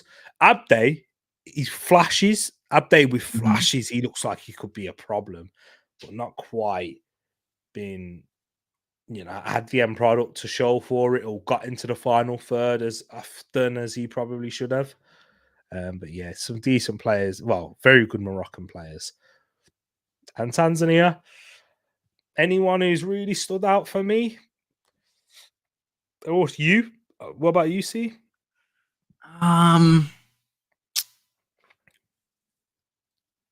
I don't know if I can pick out somebody in particular, because they haven't had that sustained consistency on the ball thus far. Yeah. Defensively as well, I think they've been pretty decent for the most part. They have shut out Morocco in many situations. But again, I don't know if there's a particular standout for me thus far. What about you? Yeah, no particular standouts for me either, because it was all within their structure. Really, there's Yeah. not really been anyone in midfield who's made loads of crunching tackles or anything like that. Yeah, maybe number 7, who's looked very tenacious in the middle, picked up himself Yeah. a yellow card. Ukami. Yeah. Yeah, picked himself up a yellow card early, but buzzing around. Played a few forward passes, adventurous ones. But yeah, not really. Their best spell in the game was in the first 5 or 10 minutes in the second half. For sure. Maybe they can put something together now. Back on the ball, just building it up, bouncing it, 1-2s. That's a poor pass. Poor pass forward. Cursing the commentator that. Yank says I've always been high on Bonnie. And Bono, sorry, he's Bono. Or is it Bono?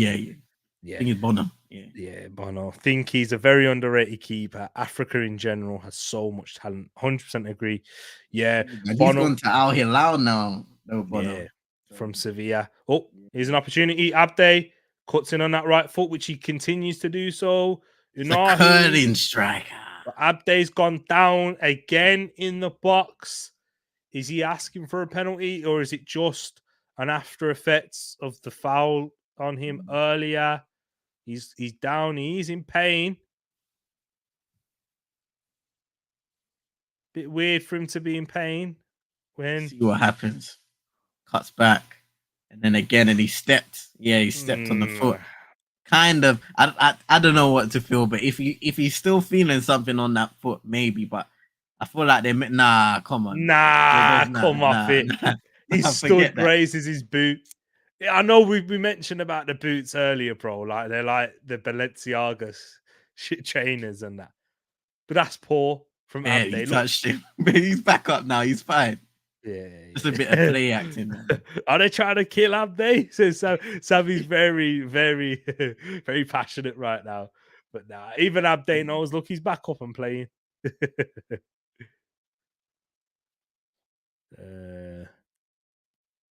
Must be saying Bono was born in Montreal. I think he might be on about Bono. Is he not? Is it Yasin Bono? Are you on about, or are you on about Bono? Yeah, he must be speaking about someone now. The music Bono. Yeah. Yeah. I don't know that one. The second left back is Yaya. Oh, I know you're on about now. I know you're on about it. He got the assist for the series against Portugal. Okay. The smaller nations have played. God, he was actually born in Montreal. Yasin? Yeah. No way. Yeah. Sammy says, I'm gonna isolate myself. I'm getting heated. Nah, bro, don't you worry, man. Hey, we know how it gets, bro. Nah, it is international football. I'm the same with Arsenal when I'm watching them. It does get emotional, and every time they touch an Arsenal player, it's a foul. So I totally hear you, man. Nah, if you catch you later, my bro. But nah, you're always welcome to stay if you want, man. This is my second Afcon I've watched, and think the only thing that hurts their viewership is the refs from the last Afcon. Yeah, I agree. The last Afcon, it wasn't great from a referee standpoint. But see, you was praising them earlier on. Do you think there's been a big improvement? I would say there's been a massive transformation in regards to, again, the way they use VAR and how they integrate it with just normal refereeing decisions. That's been the most joyful thing for me to see, at least. Just watching games, they flow great.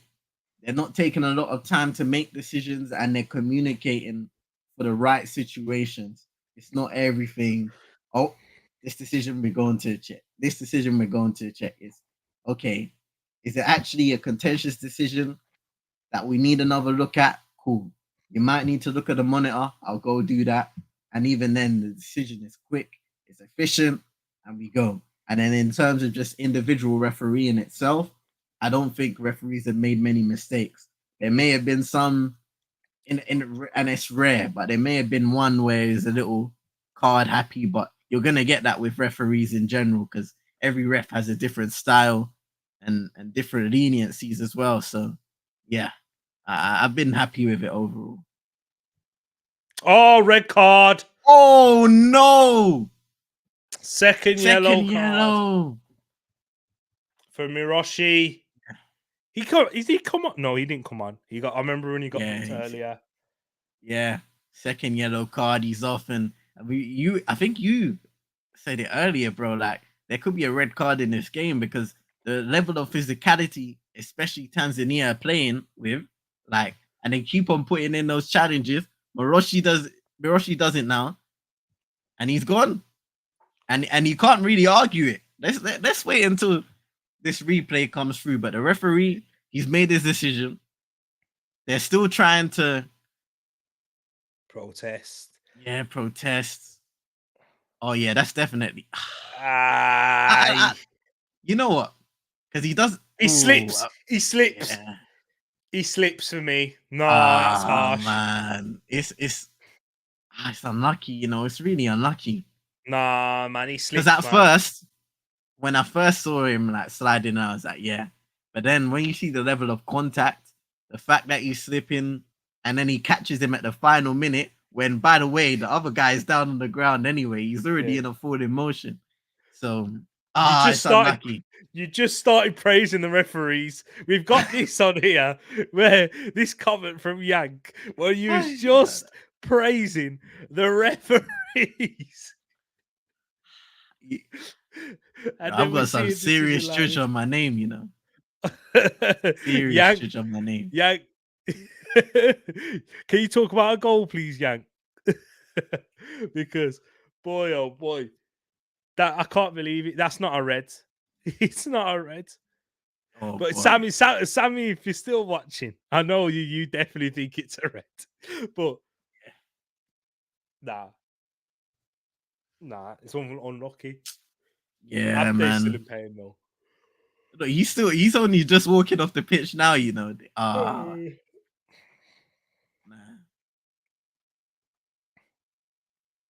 Nah. I don't think that's a red card personally. But at least we got Ben Al Kanous is coming on. Bilal Al Kanous and Amine Adli is now on. I'm looking forward to seeing him. But that game. Now this game should be a Morocco win. But yeah, for sure. We've seen crazy things happen in football, my friends. No, and then they can't check it because it's a second yellow card. If it was a straight red, VAR would be able to check it, but because it's a second yellow, VAR aren't able to intervene. FIFA are looking to make that a change for next season, however, where VAR can be involved with second yellow cards. But for now, that can't. As soon as the referees made the decision to bring out a second yellow, can't do it. Can't do anything about it, unfortunately. So yeah, down to 10 men, and the game's resumed. So yeah, it's not good. I'll be honest though, refs in England make 2 bad mistakes a game. This is the first truly bad of this whole tournament. Yeah, it's not. I wouldn't. Yeah, you are right when you say that, Yank, because the way I look at it is just a bad refereeing decision, rather than it's not like how I look at it in England, where there's so many mistakes. It feels like corruption in a way, or it feels like pure incompetence. I just think that's a bad decision, and I wouldn't get too mad. And maybe because it is still in the early stages, we're still in the first group game, I guess. But yeah, Tanzania fans and Tanzania team won't be happy at all. And then that's stupid. Indeed, it is. It is a stupid rule that they need to rectify quickly and allow VAR to make overrule almost any. You don't want every decision. You don't want throw-ins, but red cards, and then you want them to have an impact on that. Don't you agree, C? Yeah, that's another reason why when it comes to VAR, I always think about the context. I want referees to think more about the context of the situation that they are officiating, whether it's a penalty being given away, you know, not so much so offside, because offsides are offsides, but in terms of fouls, red, yellows, all of that stuff, I just feel like there should be more of a contextual understanding to the game of football from officials when they are using technology hand in hand. So it doesn't just seem like, okay, if VAR has made the decision for them, and it's more so a collaboration between both sides. Absolutely, man. That's what we need. That's what we need into the game. Not as bad as this decision as no pen calling the United Spurs game. And about the Udogie Garnacho one, I guess. The push. You know, I hear it. I hear it. We had one earlier in the season as well that people were True. kind of on Rasmus Højlund. Yeah. But you know what? I'm at the point where it's like, cool, yeah. If it wasn't one of those like highly controversial things that you win games by the way you play in it, it's not by those one-off penalty decisions. You're not gonna have a penalty every game, and that's that, right? So if it didn't stop you from winning the game, then it doesn't move me that much. To me, I look at the way a team like we play, for example, and I know it's not good enough to win games, but even when we do, it's lucky. Here's Ziyech though, inside, and it was just behind. That was good football though from Morocco there. Hakimi at the heart of it again. Yeah. It was just behind Adli. Couldn't fully control the ball. But they'll reset and come again, Morocco. Little one round the corner. Play it back, Amrabat. Play it back. Should have done it, man. It could have. Adli would have got in there, but they're working it down all right. Hakimi into Unahi. Fakes to shoot. Nice 1-2. Brilliant. Oh, brilliant. Oh, what a goal. Yeah. Yeah. Absolutely brilliant. The link up between Amin Adli and Unahi. And it's 2-0 Morocco. Yeah, that was the best bit of football we've seen today. And it all came in a good 2-minute spell there for Morocco, where they got in with Ziyech earlier on. That cutback was just a bit behind Amina Adli, but they were able to sustain the attack. Hakimi working it into Unahi inside. Hakimi's been a threat all game with them inside passes. Picks up that space there, Unahi, who's been doing that all game too. Nice little feet as he fakes a shoot with the left, but works it back inside. 1-2 with Adli round the corner, and then he just curls it into the bottom left-hand corner with his right foot, curling away from the goalkeeper. And that wraps up the game. Morocco 2, 10 men, Tanzania 0. But that's one of the goals of the day. I mean, well, of course it is, because it's been one game, but that's going to be one of the goals of match week 1 for me in terms of team goal quality. And it's that man again, Azadine Unahi, who impressed in the World Cup, got his move to Marseille off the back of that World Cup. Do you know possibly how he's doing this season, or anybody in the comments? How he's doing the league on? I don't think he started that many games for Marseille. I believe last time I checked. Let me have a look. At the. But anyone who's seen his performances, let me know. But I might be wrong in saying that. He has so far. Okay, so he's played 11 games this season for Marseille. So no, he hasn't started many. But here they are again. Ziyech on that right foot. Tricky. Can't. He's frustrated off the pitch. Eddie, I saw him dash something then. He dashed something. Well, that's a good run. Who made that run there? Oh, referee says he got the ball. I think Amrabat did. Oh, look Hakimi again. Oh, first time. That is excellent. Oh! The Atlas Lions are cooking. And it's, hey, Aklap Hakimi. Hey. Oh, are they calling us? Oh, no, offside. What's going on? Offside. That was brilliant, though. In so much space, Hakimi across the area, and Nesri would have messed up bad to miss that one. We got They're Sophia making the Boufal. subs. So coming on. It must. Because how are we making subs and disputing a goal at the same time? That's what I'm saying. Yeah.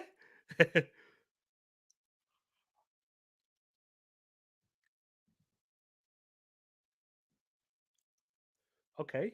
I don't know what's going on here, but we got El Kabi, Sofiane Boufal. It looks like Unahi's coming off the pitch Unahi's now. coming off. Yeah, he's been brilliant as well today, Unahi. And Nesri is Fantastic. departing as well, and Ziyech. Yeah. So what have they given the offside for? Because Oh, is he? He's ahead of the ball, so that means he might. The only way he'd be onside is if the defender was playing him on. What's the referee doing? Goal given a given. goal. Yeah. Yeah. Because he looked, I don't know. To me, he looked behind the ball. Yeah. Now they're Yeah, celebrating he's with off the Hennessy. pitch. He's off the pitch. That's what I'm saying. Surely you can't make substitutions whilst the Come on, man. VAR. Because look, you can't even celebrate his goal now. I mean, he's just off the pitch. 3-0. Yeah, Yusuf En-Naziri. Great 1-2 again. Hakimi Unahi. And an excellent early ball from Achraf Hakimi, who has been one of the players of the game. For me, he's been man of the match, Achraf Hakimi, because everything has worked on that right-hand side, and it's been through him. Unahi's goal. Unahi's probably up there because he's got a goal into his name, and he played a fantastic ball there too. And then Naziri, third time lucky, should have scored earlier in the game. Had two good chances, but now finally gets his goal. And Vibes is not going to be happy. Guys, we haven't been able to get through the comments in the last 5 minutes or so because of all the action that's been going on the pitch. Oh, I'm telling you. Of course. Hey. Yeah. There's your 2-0 prediction out the window, by the way. Bro. I was hoping, nah. Hey, it's so good. But keeps up the trend of having more than 2 goals in a game, or 2 or more goals. So we should be happy with that. But yeah.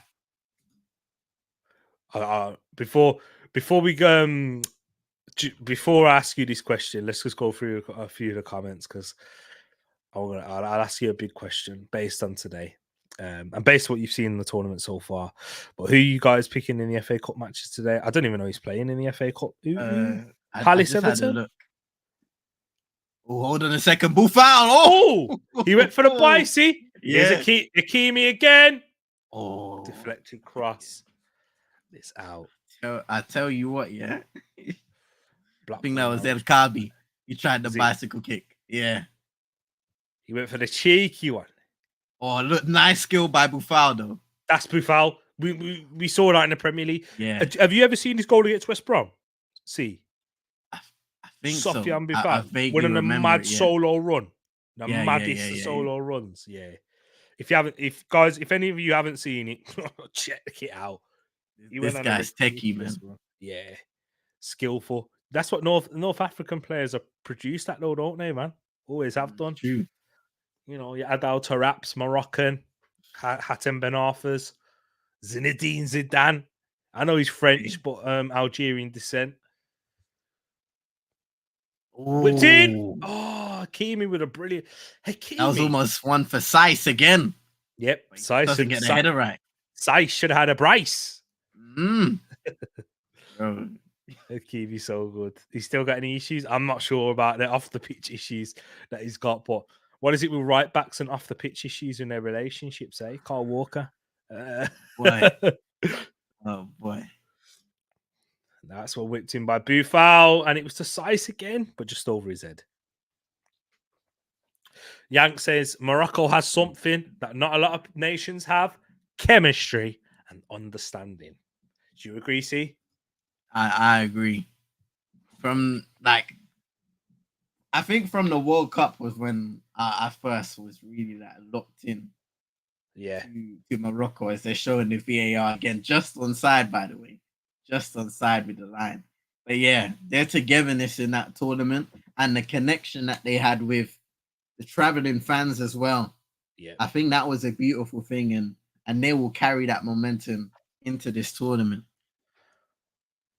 For real, man. It makes so much of a difference when you've got that connection and understanding as a team. Because where you may lack in quality in certain areas, like the left back, which Sammy was mentioning earlier, you're able to make up with that through tactical understanding. And Walid Regregi, now we've got the official confirmation, is a very good coach, and he's able to negate those flaws and build upon the strengths and also play some good football, which we're seeing here. And we're seeing again, here's Chibi, the left back. Poor bit of end product there. Should have been able to pick out the cross, but there's maybe the lack of quality that he possesses. But Sofian Bifal, the substitutes, by the way, have made a big impact in this game, You know especially what? There with arguably Adli. should have been a penalty in that, Really? because I saw what's his name? I saw El Cabi getting dragged back by the defender on the right of the camera. Okay, off the ball thing. Yeah. Maybe if he would have went down, he'd have gave the referee a decision to make. But that's what happens when you stay up on your feet. And maybe he's thinking, yeah, game's done. I don't need to be doing this. I'll save my penalty shots for for next game. Love my chain. Big up to yourself, Fulham. Tariq, yep, he been in and out, but good when he's in. Usually, yep, 100%. Unahi, open our eyes at the World Cup. Exactly. Tunahi, sell it to the papers. Shout out to Guarin, man. Don't watch as much as they have Oba and Noah Alexis. He's got like 10 goals for him this season in all comps. Aubameyang, Marseille. Yeah, he's been doing well out there. Decent enough. He's not Yeah. the Aubameyang of old, of course, but nope, he can still give you something. Exactly. Of course, 19 is offside, says Vibes. He got the goal given. Yeah, Don't go man. anywhere. Hey, Why did Tariq say Akraf? He said Akraf, mate. Akraf, mate. Akraf Hakimi. Wow. I know. I'll stop now. Akraf Hakimi.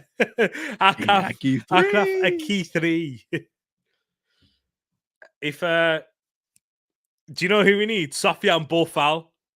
If they need to score the fourth. Sofian Bofal.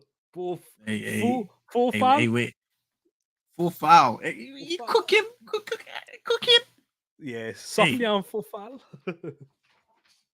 Hey, well, sorry, people. You didn't come here for the dad jokes, but Guarin set us off. Hey, you don't want to be saying that to, there's certain guys in the chat that will run these allegations about you, Dad jokes is true. Yeah, I forgot, man. Why does it feel like somebody's watching me? Hey, agendas, bro. Agendas are strong. That's why you gotta stay in the middle, and be a mercenary like me. Good life, man. Good life. Any. Oh man. That's us for today. It says Ulam. Yeah, unlucky, my man. Unlucky.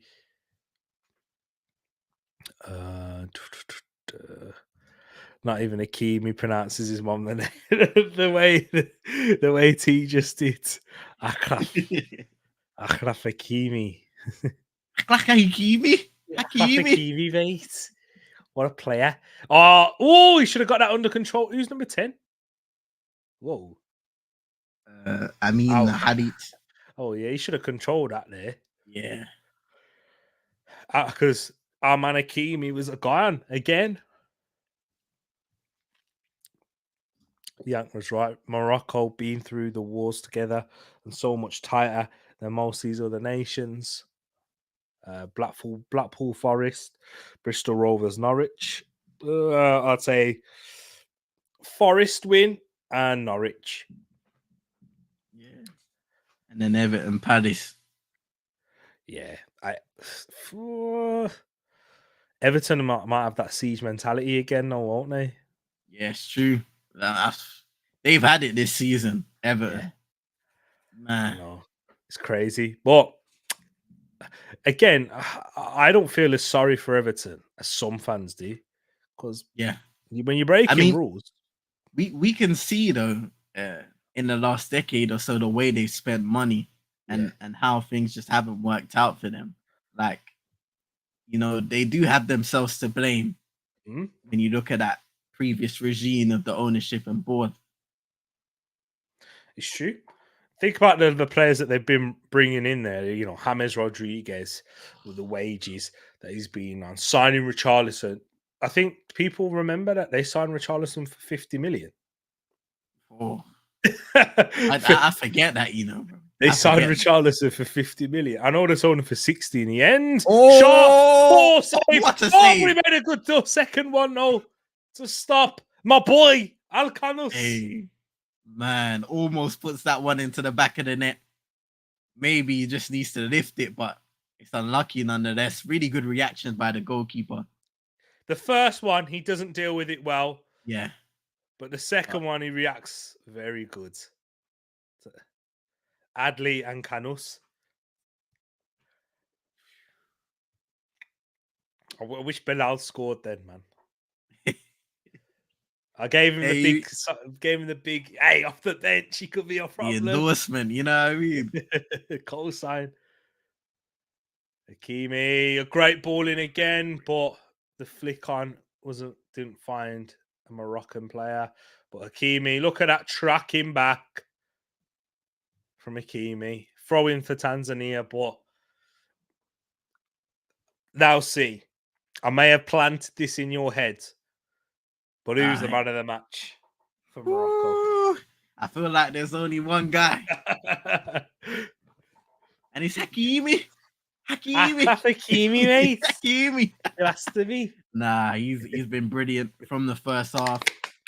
Not just offensively, but defensively, just as you touched on, the commitment to go up and down the pitch, positional wise, his link up with Ziyech as well, just bringing the best out of his teammates, getting dangerous balls into the box.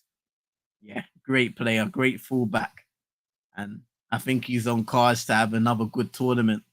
He scored, and we haven't really seen much from him in terms of free kicks.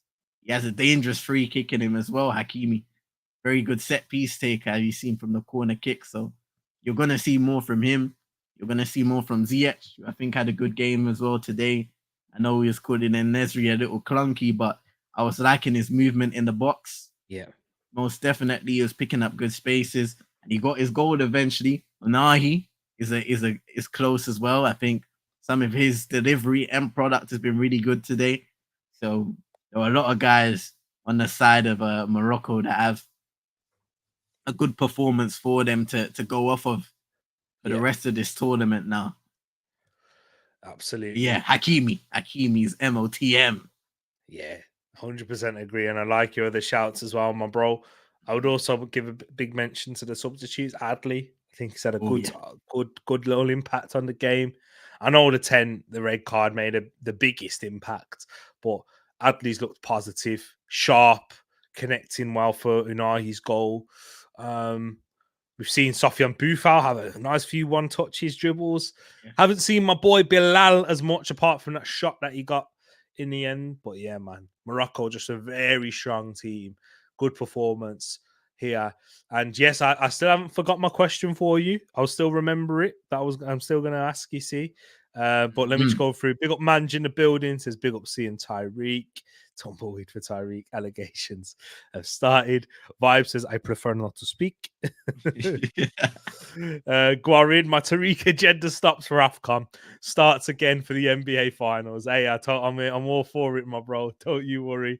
And I remember the last Afcon. Yeah, my laptop had a bit of a water spillage, and I was out for ages. Yeah, I had a bit of laptop issues. Never forget. Never forget. Edit. I know.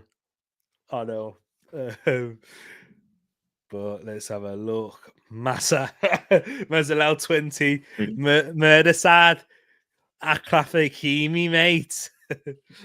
Offside coming soon. I like that, Rush. I like that. Don't even speak on my NBA team is a disgrace. It is a disgrace. How's your What NBA team the doing, man? Kings? You got SGA doing bits, bro. Bro, we're cooking, man. We are cooking this season. Yeah. SGA, Jalen. Oh, bro, I'm happy. I'm a happy man. Yeah.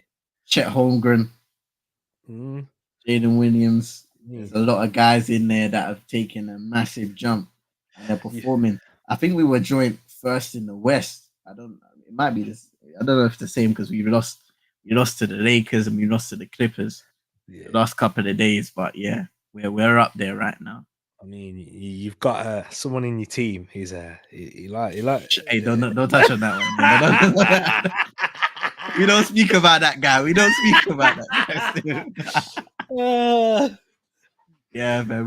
We don't speak for that guy still. Again, whipped in, but flicked around, and that should be full time now, shouldn't it? Yeah. Oh, no goal kick given. Yeah. Guess I'm gonna let them get the final touch, but Hakimi gets the nod on. Just nobody there in position. They know it in the chat. They know it already in the chat. Accusations. Oh man. Let me get that off. Full time. You're right, get rid of that. You're right, Thomas. You're right. Woo, full time, ladies and gentlemen.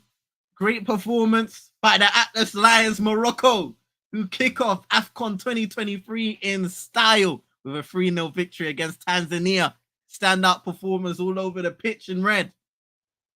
Yeah, and the footage cuts off. The question, yeah. Oh no, they just cut it off straight away. No little post-match analysis, nothing. But you'll get the post-match analysis here. See, Morocco, where do they rank in these first games for you? Out of the best performers, do you think they have been the best performers? Or you know what? That's tough. I think they've been one of the better performers for sure. I would actually rank them first. Because looking back on the games now, right? I thought Senegal's game was pretty convincing. Yeah, I wouldn't say it was as good as the individual and team performance from Morocco today, though. Okay. So I would say this is probably the most convincing performance out of all the fixtures so far in Afcon. And that may have contributed because of the quality of Tanzania. No disrespect, but that's the situation.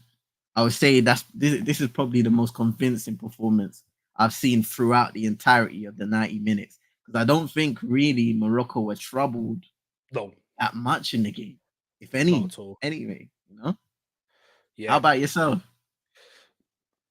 From what you see, from what I've seen, definitely, absolutely, definitely. But that's why I wanted to ask you because you watched the Senegal Gambia game in full, and I thought maybe that one would rival it just from what I've seen from the scoreline and the goals in that game. I mean, Camera was ridiculous. That's the goal of the tournament so far for me, the Camera one. But the combination play down the right in particular was massive.